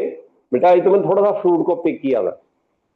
अब आपको फ्लावर के किसी पार्ट में आपको भी कार्पल पिस्टल करवा दिया, एपोकार्पस सिनकार्पस कंडीशन करवा दी। फिर इसमें एक पार्ट और है, इसके गायनोशियम के, इसके भी तीनों पार्ट कार्पल के। गायनोशियम हमने वर्ड यूज किया, collective term for all carpels of one flower. बेटा नीट में जब भी क्वेश्चन देखोगे, वहां लिखा which of following is the part of, कभी कार्पल कभी गायनोशियम। अगर कार्पल का पार्ट लिखें बीच में गायनोशियम लिख देते हैं, पता stigma style ovary ovule pericarp और कुछ नहीं है। फिर एंथर के स्टेमन के पार्ट पता होने चाहिए। बेटा ये मैंने थोड़ा सा आपको फ्लावर इंट्रोड्यूस किया। अब थोड़ी सी टर्म पिक कर लेते हैं मॉर्फो की। बेटा मैं क्यों पिक कर रहा हूं, मुझे पता है। सबसे ज्यादा आप दो ही चैप्टरों से डरते हो, बॉटनी वाले जो है, मॉर्फो एनाटॉमी से सारे डरते हैं। आपको बेफिक्र रहो, पहले 6 मंथ में मॉर्फो का जब टेस्ट होगा उसकी डिस्कशन लंबी होगी। उस दिन जो भी आपको लिखवाएंगे क्लास में, वो वही लिखवाएंगे जो नीट में बार बार आता है। जब उसका टेस्ट होगा आपको पहले 15 दिन पहले पता होगा। आपके जो एंजियोस्पर्म के लाइफ साइकिल के जब तक खत्म होना हमें 3-1 वीक लगेंगे इसमें। जब भी ये खत्म होगा, इसके 2 पार्ट टेस्ट होने, पूरा टॉपिक का होगा। जब पार्ट टेस्ट होंगे उसमें मॉर्फो के थोड़े थोड़े पार्ट करके बीच में डालते रहेंगे। एंड में मॉर्फोनॉटमी इकट्ठी रखेंगे एंजियोस्पर्म के लाइफ साइकिल के साथ। बेटा जो तो मेडिकल कॉलेज जाना चाहते हैं, डिटरमिन्ड है, उनको तो +1 साथ साथ रिवाइज करनी पड़ेगी। अब मैं एक सेंटेंस बोल देता हूं, जो आपने कोई भी कहे वो सुनना ही नहीं है। अगर बिना रिपीट किए मेडिकल कॉलेज फर्स्ट अटेम्प्ट में जाना है, तो जो मर्जी हो, आपके पास 30 सितंबर से पहले पूरी +1 +2 अपने ढंग से रिवाइज कर लेनी है। हम तो +2 के साथ साथ +1 के टेस्ट लेते रहेंगे, ताकि आपकी रिवीजन हो जानी है। क्योंकि ये अपने किसी भी फिजिक्स या केमिस्ट्री के टीचर से पूछ लेना, सर सिलेबस कब खत्म होगा, नहीं टीचर बता देते हैं कि जी मिड नवंबर से पहले खत्म नहीं होगा। फिजिक्स का तो नवंबर के एंड तक भी खत्म हो जाए गनीमत है, सभी टीचर उसको स्लो करवाते हैं। अपनी जगह वो ठीक है। अगर टीचर ने ये कह दिया कि बेटा पहले +2 कर रहे हैं, +2 रिवाइज कर लो, फॉलो कर लो, बाद में +1 रिवाइज करना है, नवंबर में आपका सिलेबस खत्म होगा, दिसंबर में +1 रिवाइज कर पाओगे, स्कूल वालों ने दिसंबर टेस्ट के लिए खींचना शुरू कर देना है, जनवरी में प्री बोर्ड आ जाना है, फरवरी में प्रैक्टिकल शुरू हो जाते हैं, मार्च में फाइनल आगे, +1 खोल पाओगे? जो करना पहले प्लान करके करना पड़ेगा। तो मैं इसलिए कह रहा हूं, नहीं हमेशा होता काश हमने किसी ने हमें पहले बता दिया, प्लान करके पढ़ लेते। मैंने आपको बता दिया जो होने वाला है। आजकल जो पढ़ाई का पैटर्न ओवरऑल मैंने नोट किया है लास्ट ईयर, सभी टीचर +2 का सिलेबस लटका के करवाते हैं। बेटा मैं अब की बात नहीं कर रहा, आज से 20 साल पहले जब भी हम पढ़ाते थे, वहां +2 का सिलेबस शुरू होता था अप्रैल में, हर हालत में भी अगस्त या मिड सितंबर में सिलेबस खत्म हो जाता था, फिर +1 +2 के कंपटीशन के टेस्ट होते थे। आजकल है सिलेबस ही लटके जाता है, बच्चों की टीचर सुनते हैं, नहीं सुननी चाहिए उनको भी। आपके लिए फायदेमंद क्या है, आपको कैसे तैयारी करनी चाहिए, आपको पता है, आपके टीचर को पता है, टीचर को पता है। आजकल टीचरों की जो मैंने हालत मुझे पसंद नहीं है, बच्चों ने बोल दिया सर इस बार सिलेबस ज्यादा है, थोड़ा कम कर दो। कोई बात नहीं बेटा, 2 चैप्टर कम कर देते हैं। हर बार कम करते रहेंगे, कम करते रहेंगे, एंड में सारे इकट्ठे हो जाएंगे, फिर कंफ्यूज होकर घूमोगे अब क्या करें। इसलिए टीचर की इंस्ट्रक्शन के अकॉर्डिंग चलोगे, प्रॉब्लम नहीं आएगी। और उनको कंपेल मत करो कि हमारा सिलेबस कम कर दो, जो सिलेबस है अपना एफर्ट बढ़ाओ कि ताकि सिलेबस टाइम पे होता रहे। अब थोड़े से पार्ट पिक करते हैं। अब बेटा मैंने अब जो आपने मॉर्फ में पढ़ी हुई टर्म है फ्लार के साथ कनेक्टेड, उन्हीं को पहले पिक कर रहे हैं। बेटा अब सुन लेना, कोई डाउट और रोक लेना। What is aestivation?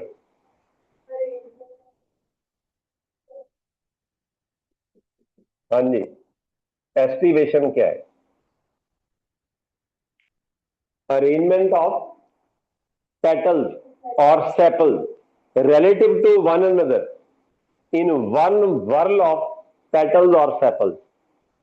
लिख लो, ये डेफिनेशन दुखी करती है। एस्टिवेशन,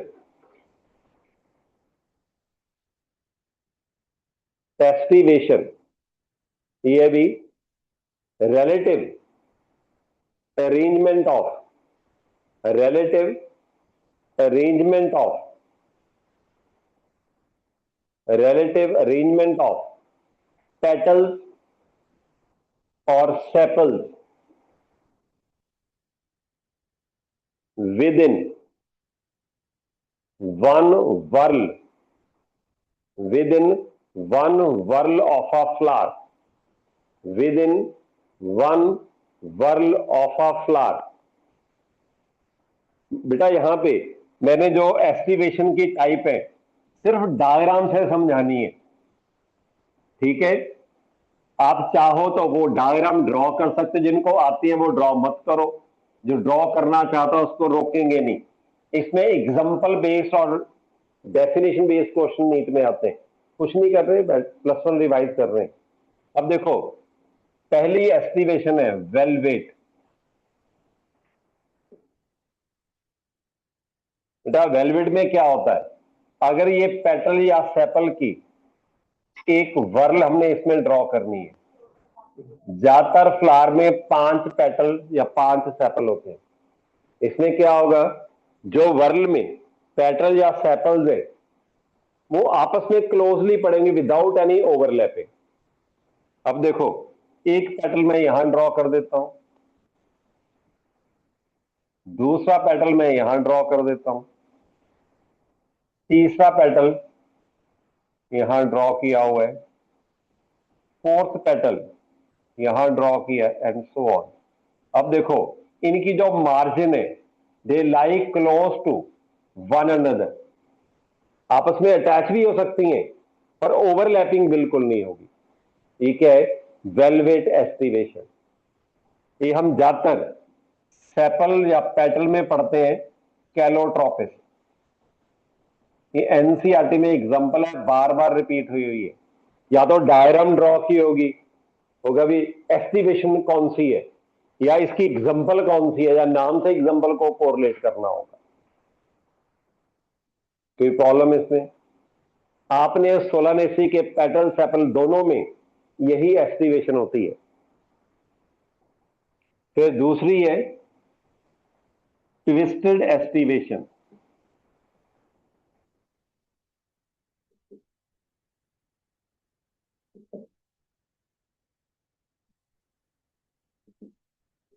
बेटा सेकंड है ट्विस्टेड एस्टिवेशन है। इसमें क्या होगा? रेगुलर ओवरलैपिंग है। एंड में एक एंड ओवरलैप कर रहा होगा दूसरे को, दूसरा एंड ओवरलैप्ड होगा। अगर मैंने मान लो ये 5 पेटल ड्रॉ कर लिए, इसमें एक पेटल मैंने ऐसे ड्रॉ कर दिया, दूसरा ऐसे ड्रॉ कर दिया, तीसरा ऐसे ड्रॉ कर दिया। तो ये बाहर रखना है।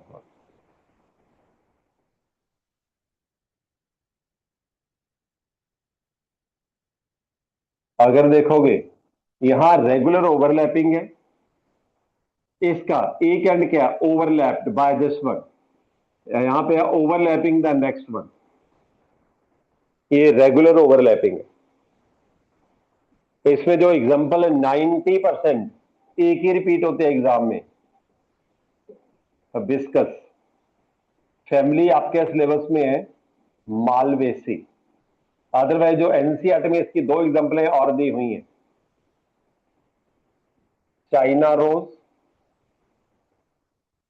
लेडीज फिंगर, पिंडी एंड गोसिपियम। मैंने बायोलॉजी का नेम लिख दिया, आपकी एनसीईआरटी में कॉटन लिखा हो सकता है। ये फैमिली के अकॉर्डिंग मैंने एग्जांपल लिखी है। अगर कोई भी एग्जांपल आएगी इसकी, 5वीं एग्जांपल है, बोलो कोई प्रॉब्लम हो। देखो ये ओवरलैप्ड है, overlapping, overlapped, overlapping, overlapped, overlapping, overlapped, overlapping. बेटा ये मैंने बोली है ट्विस्टेड एस्टिवेशन।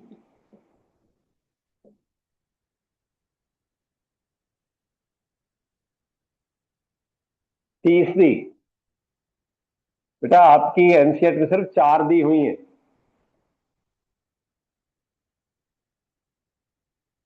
इसमें एक मिलेगी वैक्सिलरी, ये नीट में बहुत दुखी करती है। वैक्सिलरी भी कहते हैं इसको, पेप्लियोनेशियस भी कहते हैं।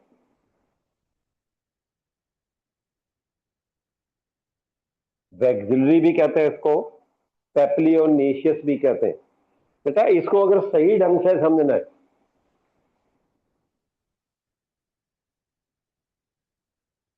तो एक छोटा सा पोर्शन क्लियर करना पड़ेगा पहले। बेटा फ्लावर का आप इंटीरियर पोस्टीरियर पार्ट समझते हो? फ्लावर का कौन सा पार्ट इंटीरियर होता है, कौन सा पोस्टीरियर होता है? बेटा ऐसे देखते हैं, ये इन्फ्लोरेसेंस की एक्सिस है, फ्लोरेसेंस वाली सेंटर की स्टेम में, जिसको कहते हैं मदर एक्सिस, फ्लोरल एक्सिस भी कह देते हैं। इस पे अगर ये यहां पे फ्लावर लगा हुआ है, जो फ्लावर का पार्ट मदर एक्सिस की तरफ है वो क्या है? पोस्टीरियर। जो अवे फ्रॉम मदर एक्सिस है वो क्या होगा? एंटीरियर। समझ आया? Part of flower toward mother axis posterior, away from mother axis interior. बेटा अगर ये ना समझे तो हमें ये इंफॉर्मेशन रट्टे लगाएंगे, हमने क्रैमिंग नहीं करनी। समझ आया? ये मैंने फ्लावर ड्रॉ किया है, उसका ये इंटीरियर पार्ट है, ये पोस्टीरियर पार्ट है।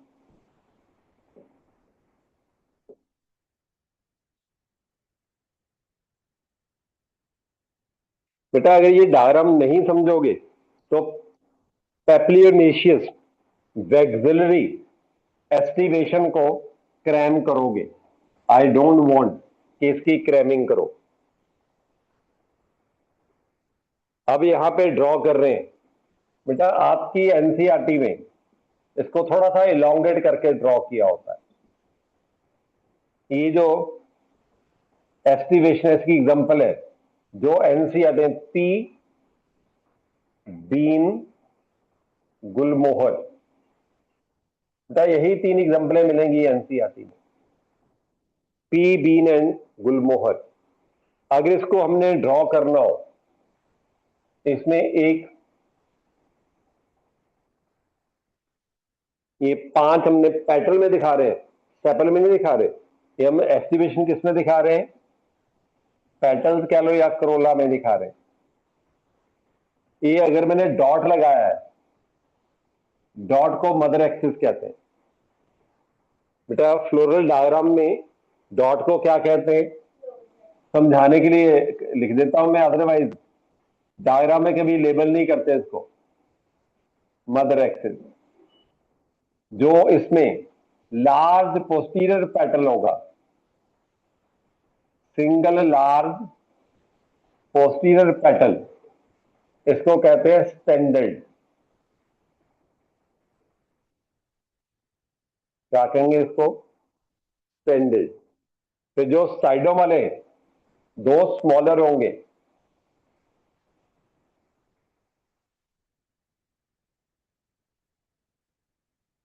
इनको कहते हैं विंग्स। सिंगुलर है, विंग लिख देते हैं, ठीक है। फिर यहां पे जो 2 होंगे,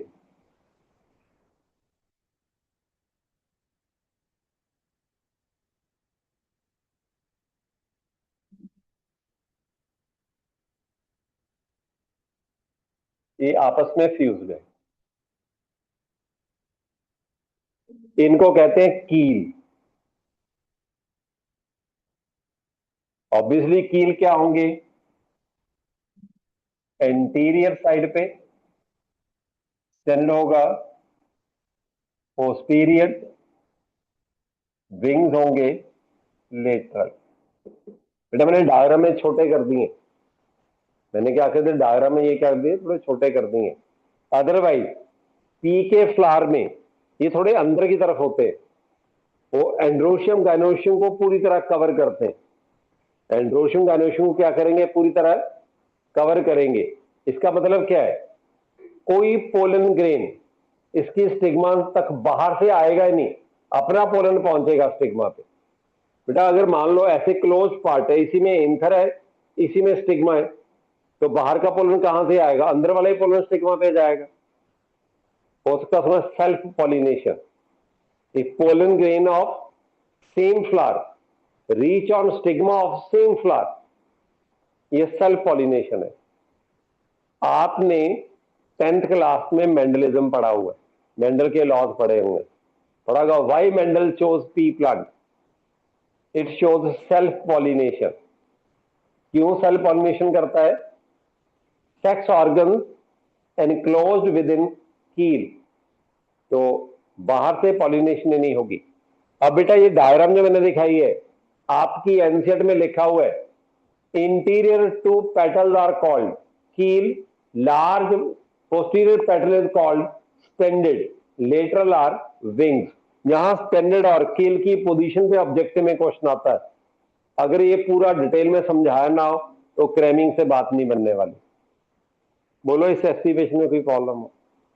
एक और लिख लेते हैं, imbricate aestivation.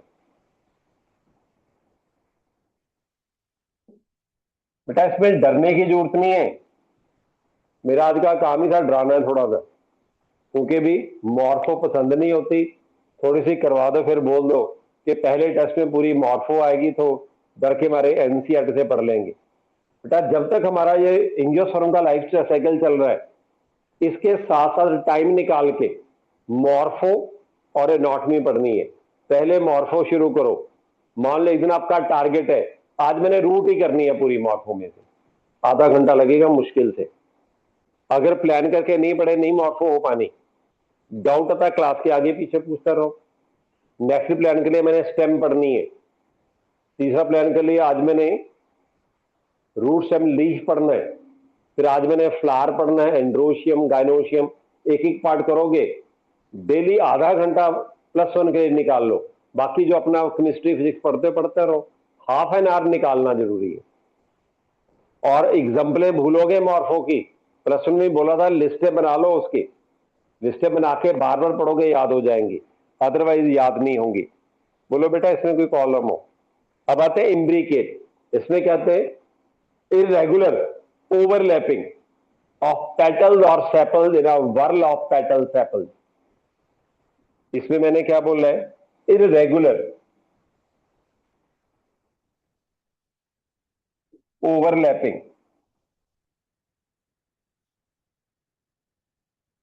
of petals or sepals in one whirl। जो एक रिंग होगा पेटल या सेपल का, उसमें इरेगुलर ओवरलैपिंग, इसमें इरेगुलर दिखाई हुई है, तो इसके दोनों एंड ओवरलैप्ड है, इसके दोनों एंड ओवरलैपिंग है, इसकी भी दोनों एंड ओवरलैपिंग है, इसके दोनों एंड ओवरलैप्ड है, इसका एक एंड ओवरलैपिंग, एक ओवरलैप। तो कोई फिक्स पैटर्न है ही नहीं, इरेगुलर ओवरलैपिंग है।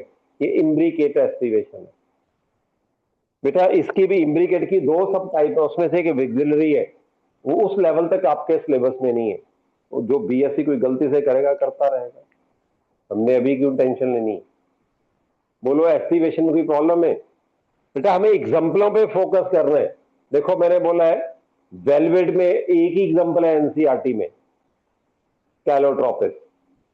ट्विस्टेड में 3 है, लेडीज फिंगर, कॉटन, हिबिस्कस।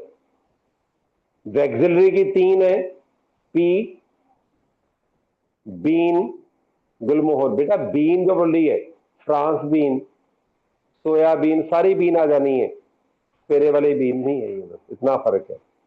नाम बीन है, ठीक है। अगर स्पेरे वाली बीन किस फ्रूट से बनाते हैं?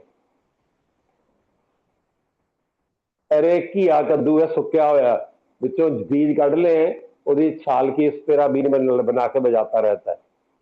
बेटा घिया कद्दू और कुछ नहीं है, वो भी टेढ़ा मेढ़ा है। बेटा जस्ट मैंने बोला एग्जाम्पल पे फोकस करना है। बोलो एक्टिवेशन में कोई प्रॉब्लम हो? थोड़ा सा एक और पार्ट पिक कर लेते हैं, ये पार्ट आपको पसंद नहीं है। एक है cohesion adhesion of stamen, cohesion adhesion of stamen. देखो अगर एक स्टेमन दूसरे के साथ फ्यूज्ड है, वो कोहीजन है। याद करो केमिस्ट्री फिजिक्स में, cohesion forces, forces between similar molecule. तो कोहीजन क्या है? Fusion between similar parts. Adhesion क्या है? Attachment of stamen with floral part other than stamen, वो क्या हो जाएगी? एडिशन। ठीक है। अब बेटा अब ये जो एग्जाम पार्ट लिखेंगे, डायग्राम भी ड्रॉ करेंगे, एग्जाम्पल में लिखेंगे, इसमें नीट में मैक्सिमम मिस्टेक्स होती हैं। पहले कर रहे हैं कोहीजन ऑफ स्टेमन। पहला पार्ट क्या कर रहे हैं? कोहीजन of स्टेमन।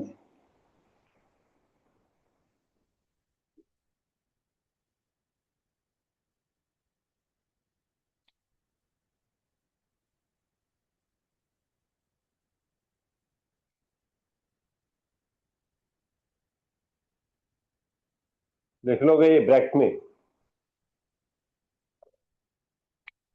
Stamens of flower, stamens of flower fused, stamens of flower fused with each other, fused with each other by similar parts,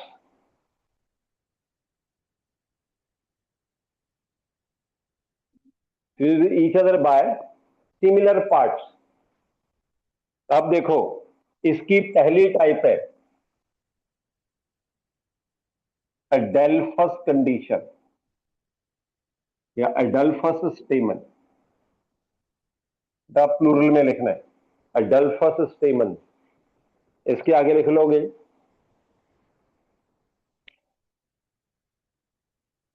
stamens of flowers, stamens of flowers fused by, stamens of flowers fused by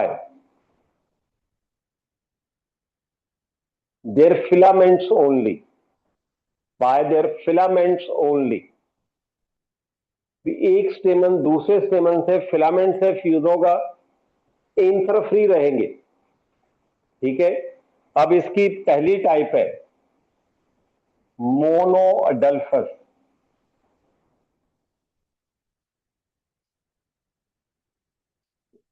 mono अडल्फस,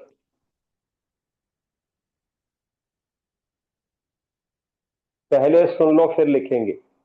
अगर एक flower के अंदर जितने भी स्टेमन हैं सबके filament fuse होके एक ही ग्रुप बनाएंगे, सारे स्टेमन फ्यूज होके क्या करेंगे, एक ही ग्रुप बनाएंगे, मगर एंथर फ्री रहेंगे। जैसे मान लो ये मैंने एक शीट बना दी है, ये ऐसे रिंग था, सर्कल बना हुआ था शीट का, जैसे पाइप बनी होती है। इसके अंदर बेटा ये सारे क्या दिखा रहे हैं, फिलामेंट फ्यूज हुए हुए। यहां पे एंथर फ्री है,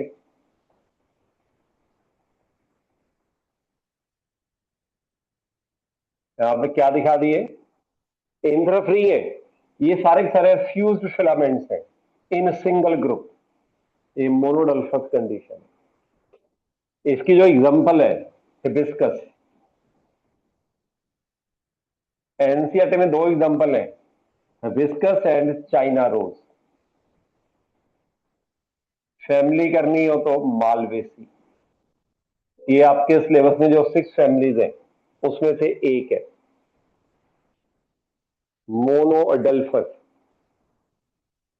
हमने कहना all stamens of one flower fuse to form single group, fuse to form single group but stamen free. Diagram में दिखाई दे रहे हैं, हम इसको अगर चाहें तो लेबल कर सकते हैं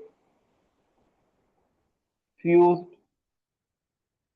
फिलामेंट्स, इनको free fused filament, free स्टेमन, sorry free anthers.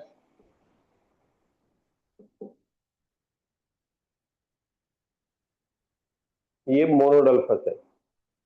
फिर सेकंड है डाई अडल्फस।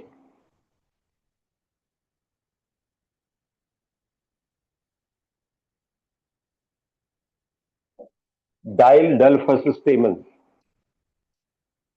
डाई का मतलब है टू, एक फ्लावर के जितने भी स्टेमन है उसके फिलामेंट फ्यूज होंगे टू ग्रुप्स में। चाहो तो लिख सकते हो डेफिनेशन में, we all stamens fused by their filaments, all stamens fused, all stamens fused by their filaments to form two groups, to form two groups। इसके इसके फिलामेंट फ्यूज होके दो ग्रुप बनाएंगे। ठीक है, फ्यूज होने चाहिए टू ग्रुप्स में, ये डायडल्फस कंडीशन है। अब देखो जो आपने पढ़ा हुआ है पी प्लांट में 9 स्टेमन फ्यूज होके एक ग्रुप बनाते हैं, एक स्टेमन फ्री रहता है। बेटा ये मैंने जितने मर्जी यहां ड्रॉ करो, हमने लिखना नहीं 9 स्टेमन, ये फ्यूज हुए हुए, एक स्टेमन साइड पे हमने फ्री ड्रॉ कर देना है। इसका अरेंजमेंट लिखते हैं 9+1, 9 को ब्रैकेट में लिखने का मतलब है 9 आपस में किसी ढंग से फ्यूज है। ये 9+1 9 को ब्रैकेट में लिखा है, मीन्स डाइडल्फस कंडीशन है। इसमें एग्जांपल है वही 3 आनी है, 2 कर लेते हैं, पी एंड बीन। इसमें फैमिली सिलेबस में है फैबेसी, फैमिली रहेगी फैबेसी।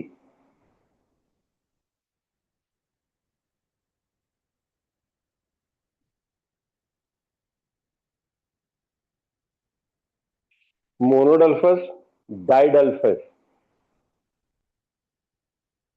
ठीक है। फिर तीसरी टर्म है पॉलीएडल्फस,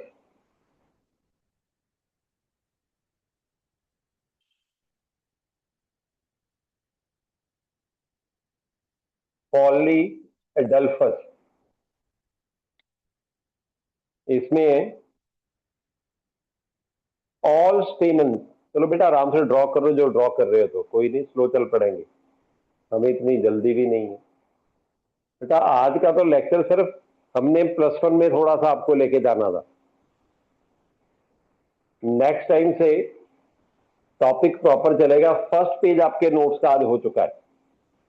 मैंने बोला है polyadelphous, all stamens of one flower, all stamens of one flower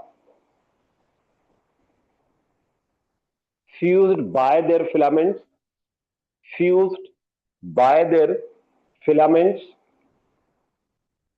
fused by their filaments to form many groups, to form many groups। बेटा मैनी ग्रुप्स में हम ऐसे कर देते हैं, फ्लावर के लिए ऐसे 2-3 ग्रुप ड्रॉ कर देते हैं, उसमें 3-3 4-4 स्टेमन अटैच दिखा देते हैं। ऐसे ही सेकंड ग्रुप, ऐसे थर्ड ग्रुप या फोर्थ ग्रुप दिखा दो, ठीक है। इनको हम यहां रिपीट कर रहे हैं इसी डायग्राम को। इसकी एक ही एग्जांपल मिलती है, all citrus fruits, all citrus plants कहेंगे, fruit tree, all citrus plants, चाहे ये आपका लेमन हो, ऑरेंज हो, मौसमी हो, कीनो हो, माल्टा हो, and so on, all citrus fruits. हमने सिट्रस लिख दिया। बेटा मेरी अपनी ऑब्जर्वेशन है, एक ये टाइप है, एक ये टाइप, इनकी एग्जांपलें ज्यादा नीट में रिपीट होती हैं, ठीक है। बेटा आपने सिर्फ अभी अडल्फस कंडीशन की है। अब आते हैं सेकंड, इसके अंदर टर्म है सिन एंथ्रस। बेटा इसको रटना नहीं है, syn mean fuse, anthrous through anther, समझ आया?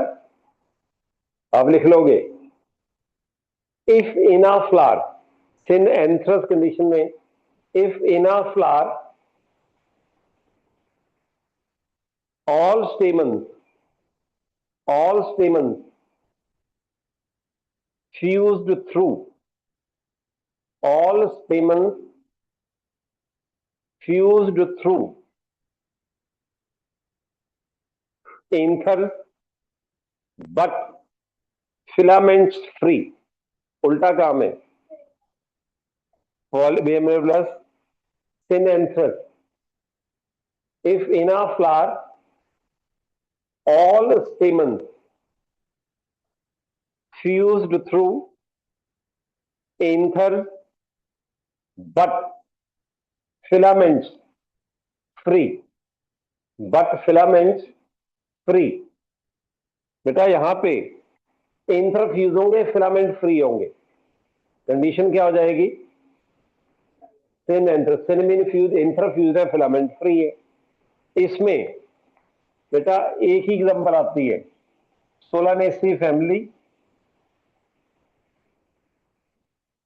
पोटैटो,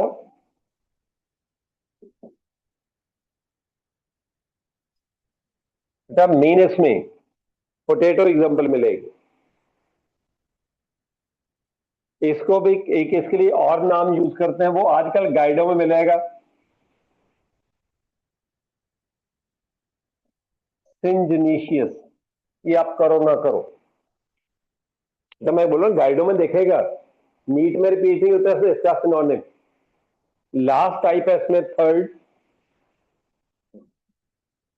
सिन एंड्रस। ये दोनों मिक्स होती है टर्म, एक एंथ्रस है एक एंड्रस है। सिन एंड्रस, एंड्रस वर्ड एंड्रोशियन से ड्राइव किया हुआ है, लिख लोगे। If in a flower, sin एंड्रस।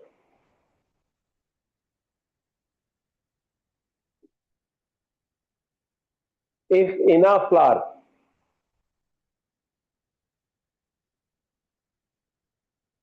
all stamens fused with each other, all stamens fused with each other, both through both through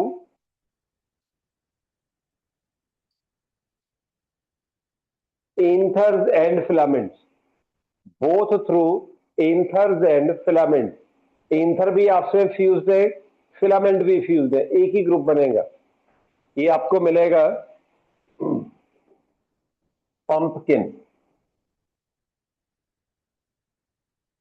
इनको हम कुकर बिट्स भी कहते हैं।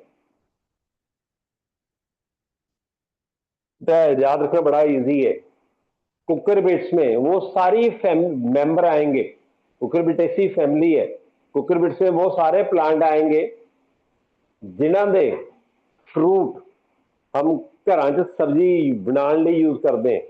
पंजाबी सारे कद्दू आ जाने हैं, चप्पण कद्दू, घिया कद्दू, टिंडे, करेले, काली तोरी, जो मर्जी करो, एक ही फैमिली के मेंबर हैं ये, ठीक है। पंपकिन भी उसी में आता है। तो मेरे तो ये दो एग्जाम्पलें ज्यादा रिपीट होती हैं इसमें, स्टेमन में और कुछ नहीं करने वाला फ्यूजन के लिए, ठीक है। अब एक पार्ट और लिख लो, each anther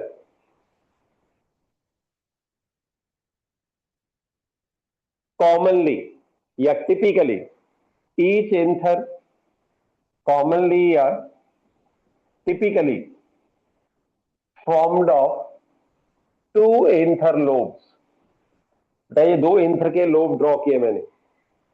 each anther commonly या typically formed of two anther lobes,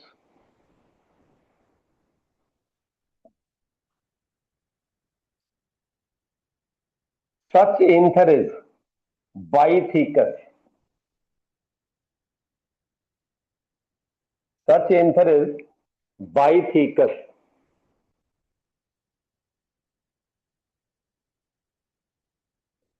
बेटा वो आपके सिलेबस में अगर फैमिली ना होती उसको छेड़ते नहीं, लिख लोगे रेयरली,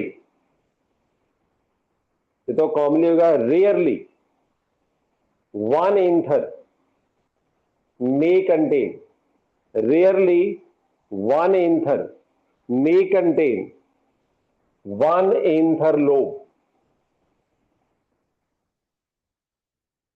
one anther lobe, ये होगा मोनोथीकस।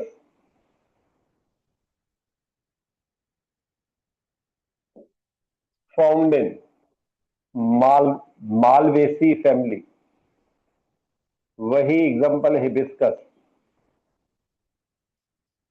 एग्जांपल रहेगी हिबिस्कस।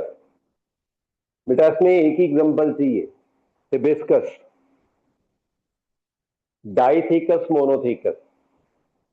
बेटा ये जो है सिर्फ ही आपके भी इस चैप्टर को शुरू होने के लिए इनमें से हमने अलग अलग टर्म यूज करने जब पढ़ेंगे तो आपको समझने में मुश्किल नहीं आएगी, नहीं वहां एक एक बीच बीच में टर्म एक्सप्लेन करते थोड़ी प्रॉब्लम होती है। अब आपको दो टर्म लिखवाते हैं, एनसीईआरटी में एक टर्म के मीनिंग के बाद क्वेश्चन मार्क लगा के छोड़ा हुआ है, लिखोगे what is floriculture, what is floriculture.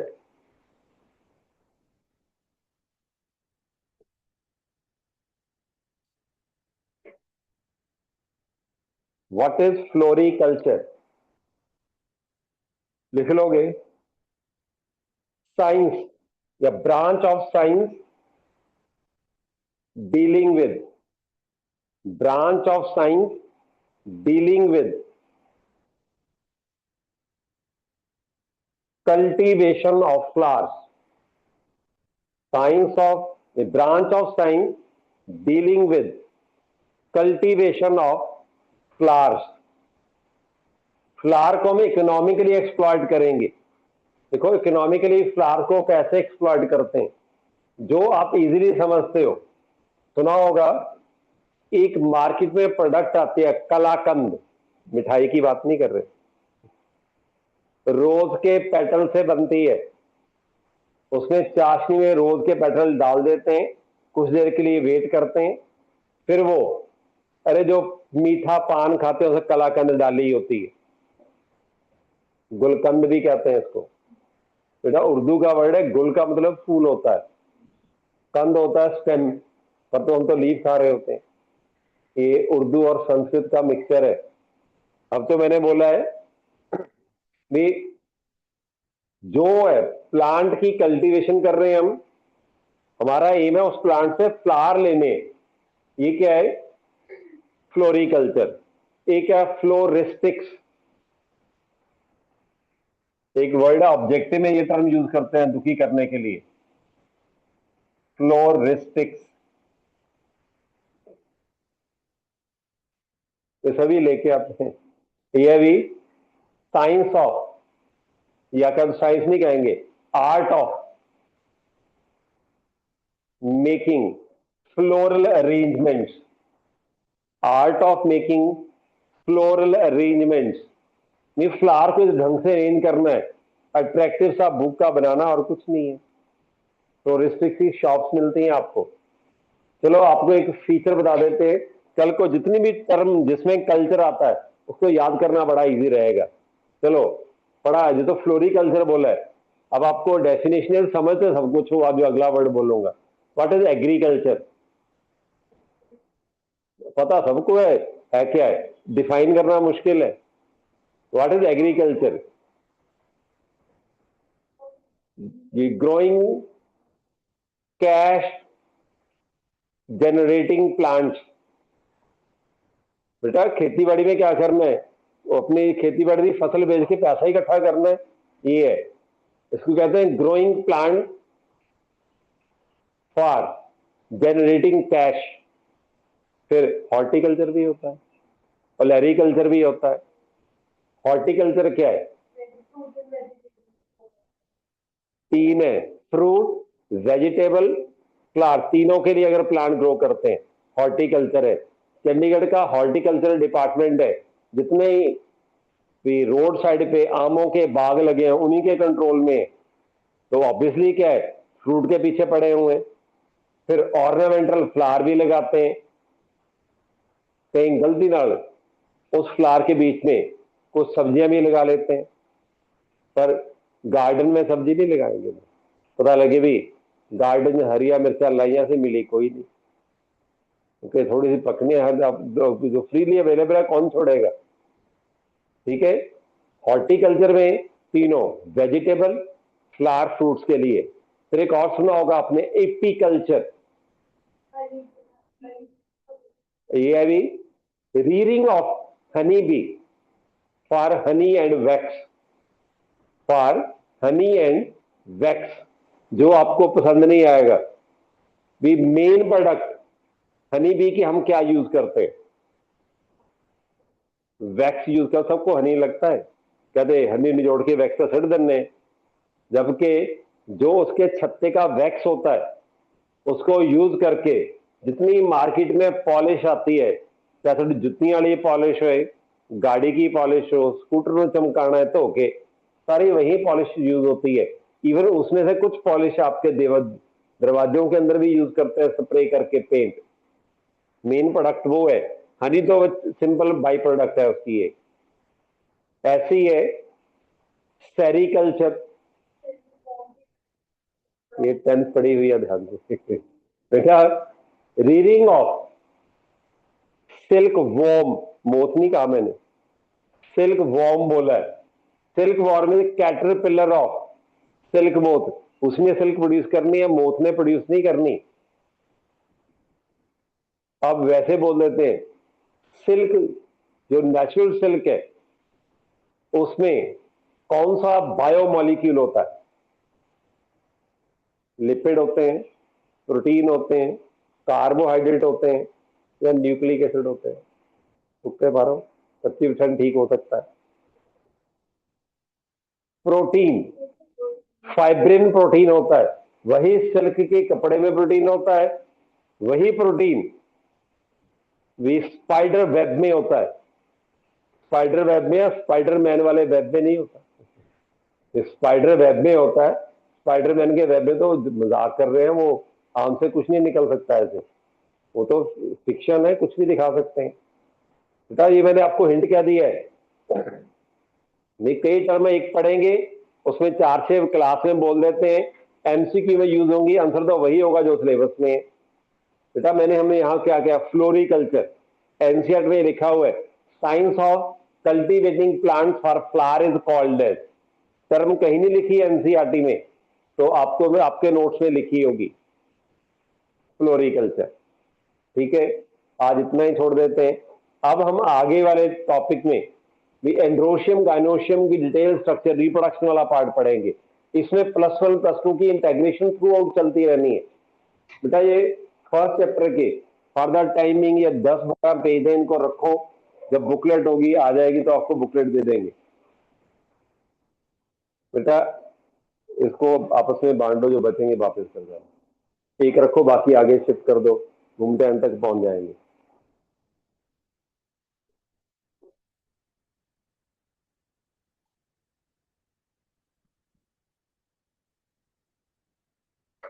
सब पीछे शिफ्ट कर दो। बेटा इसका जो पहला पैराग्राफ मतलब फर्स्ट पेज है, ऑलमोस्ट हम कर चुके हैं, उनको रीडिंग देके आना, ये विदाउट डायग्राम होंगे। बेटा आप थोड़ा घबराए लगे थे, घबराना नहीं है, थोड़ा ज्यादा टफ कुछ भी नहीं है, थोड़ी सी हिम्मत करनी है बस। बेटा मुझे तो शक्ल से पता चल जाता है कौन दुखी बैठा, कौन केड़ा खुश है। ये बेचारी खुश थी थोड़ा सा, है ना, इसके स्टेज से चलता था। आपको तो मुझे कहने की जरूरत है, मुझे सबका पता है। ठीक है, थैंक यू। Recording on.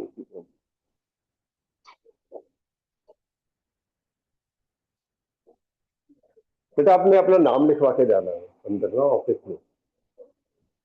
तो आपको तो सैनी सर ने भेजा था।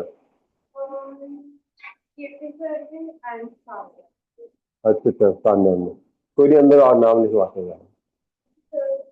Thank you. बेटा आंसर है आपके पास? अच्छा तुमने लिस्ट नहीं दी, टेस्ट कैसे निकाल के दूं? कट्ठे वो कट्ठे मिल जाएंगे आपको। बेटा मेरे कोई गेस्ट आया थे, मैं थोड़ा मैंने कई दिन किया है, चलो यही लिखवा दो बेटा, वो फॉर्म देंगे आपको बाद में। सामने ना ऑफिस में मैडम बैठे होंगे, सामने चले जाओ, वहां कोई ना कोई मैडम बैठे होंगे। बेटा मैडम चले गए नहीं उधर के, नहीं कोई है उधर के? नहीं, वो 6 बजे चले जाते हैं, 6 साढ़े 6।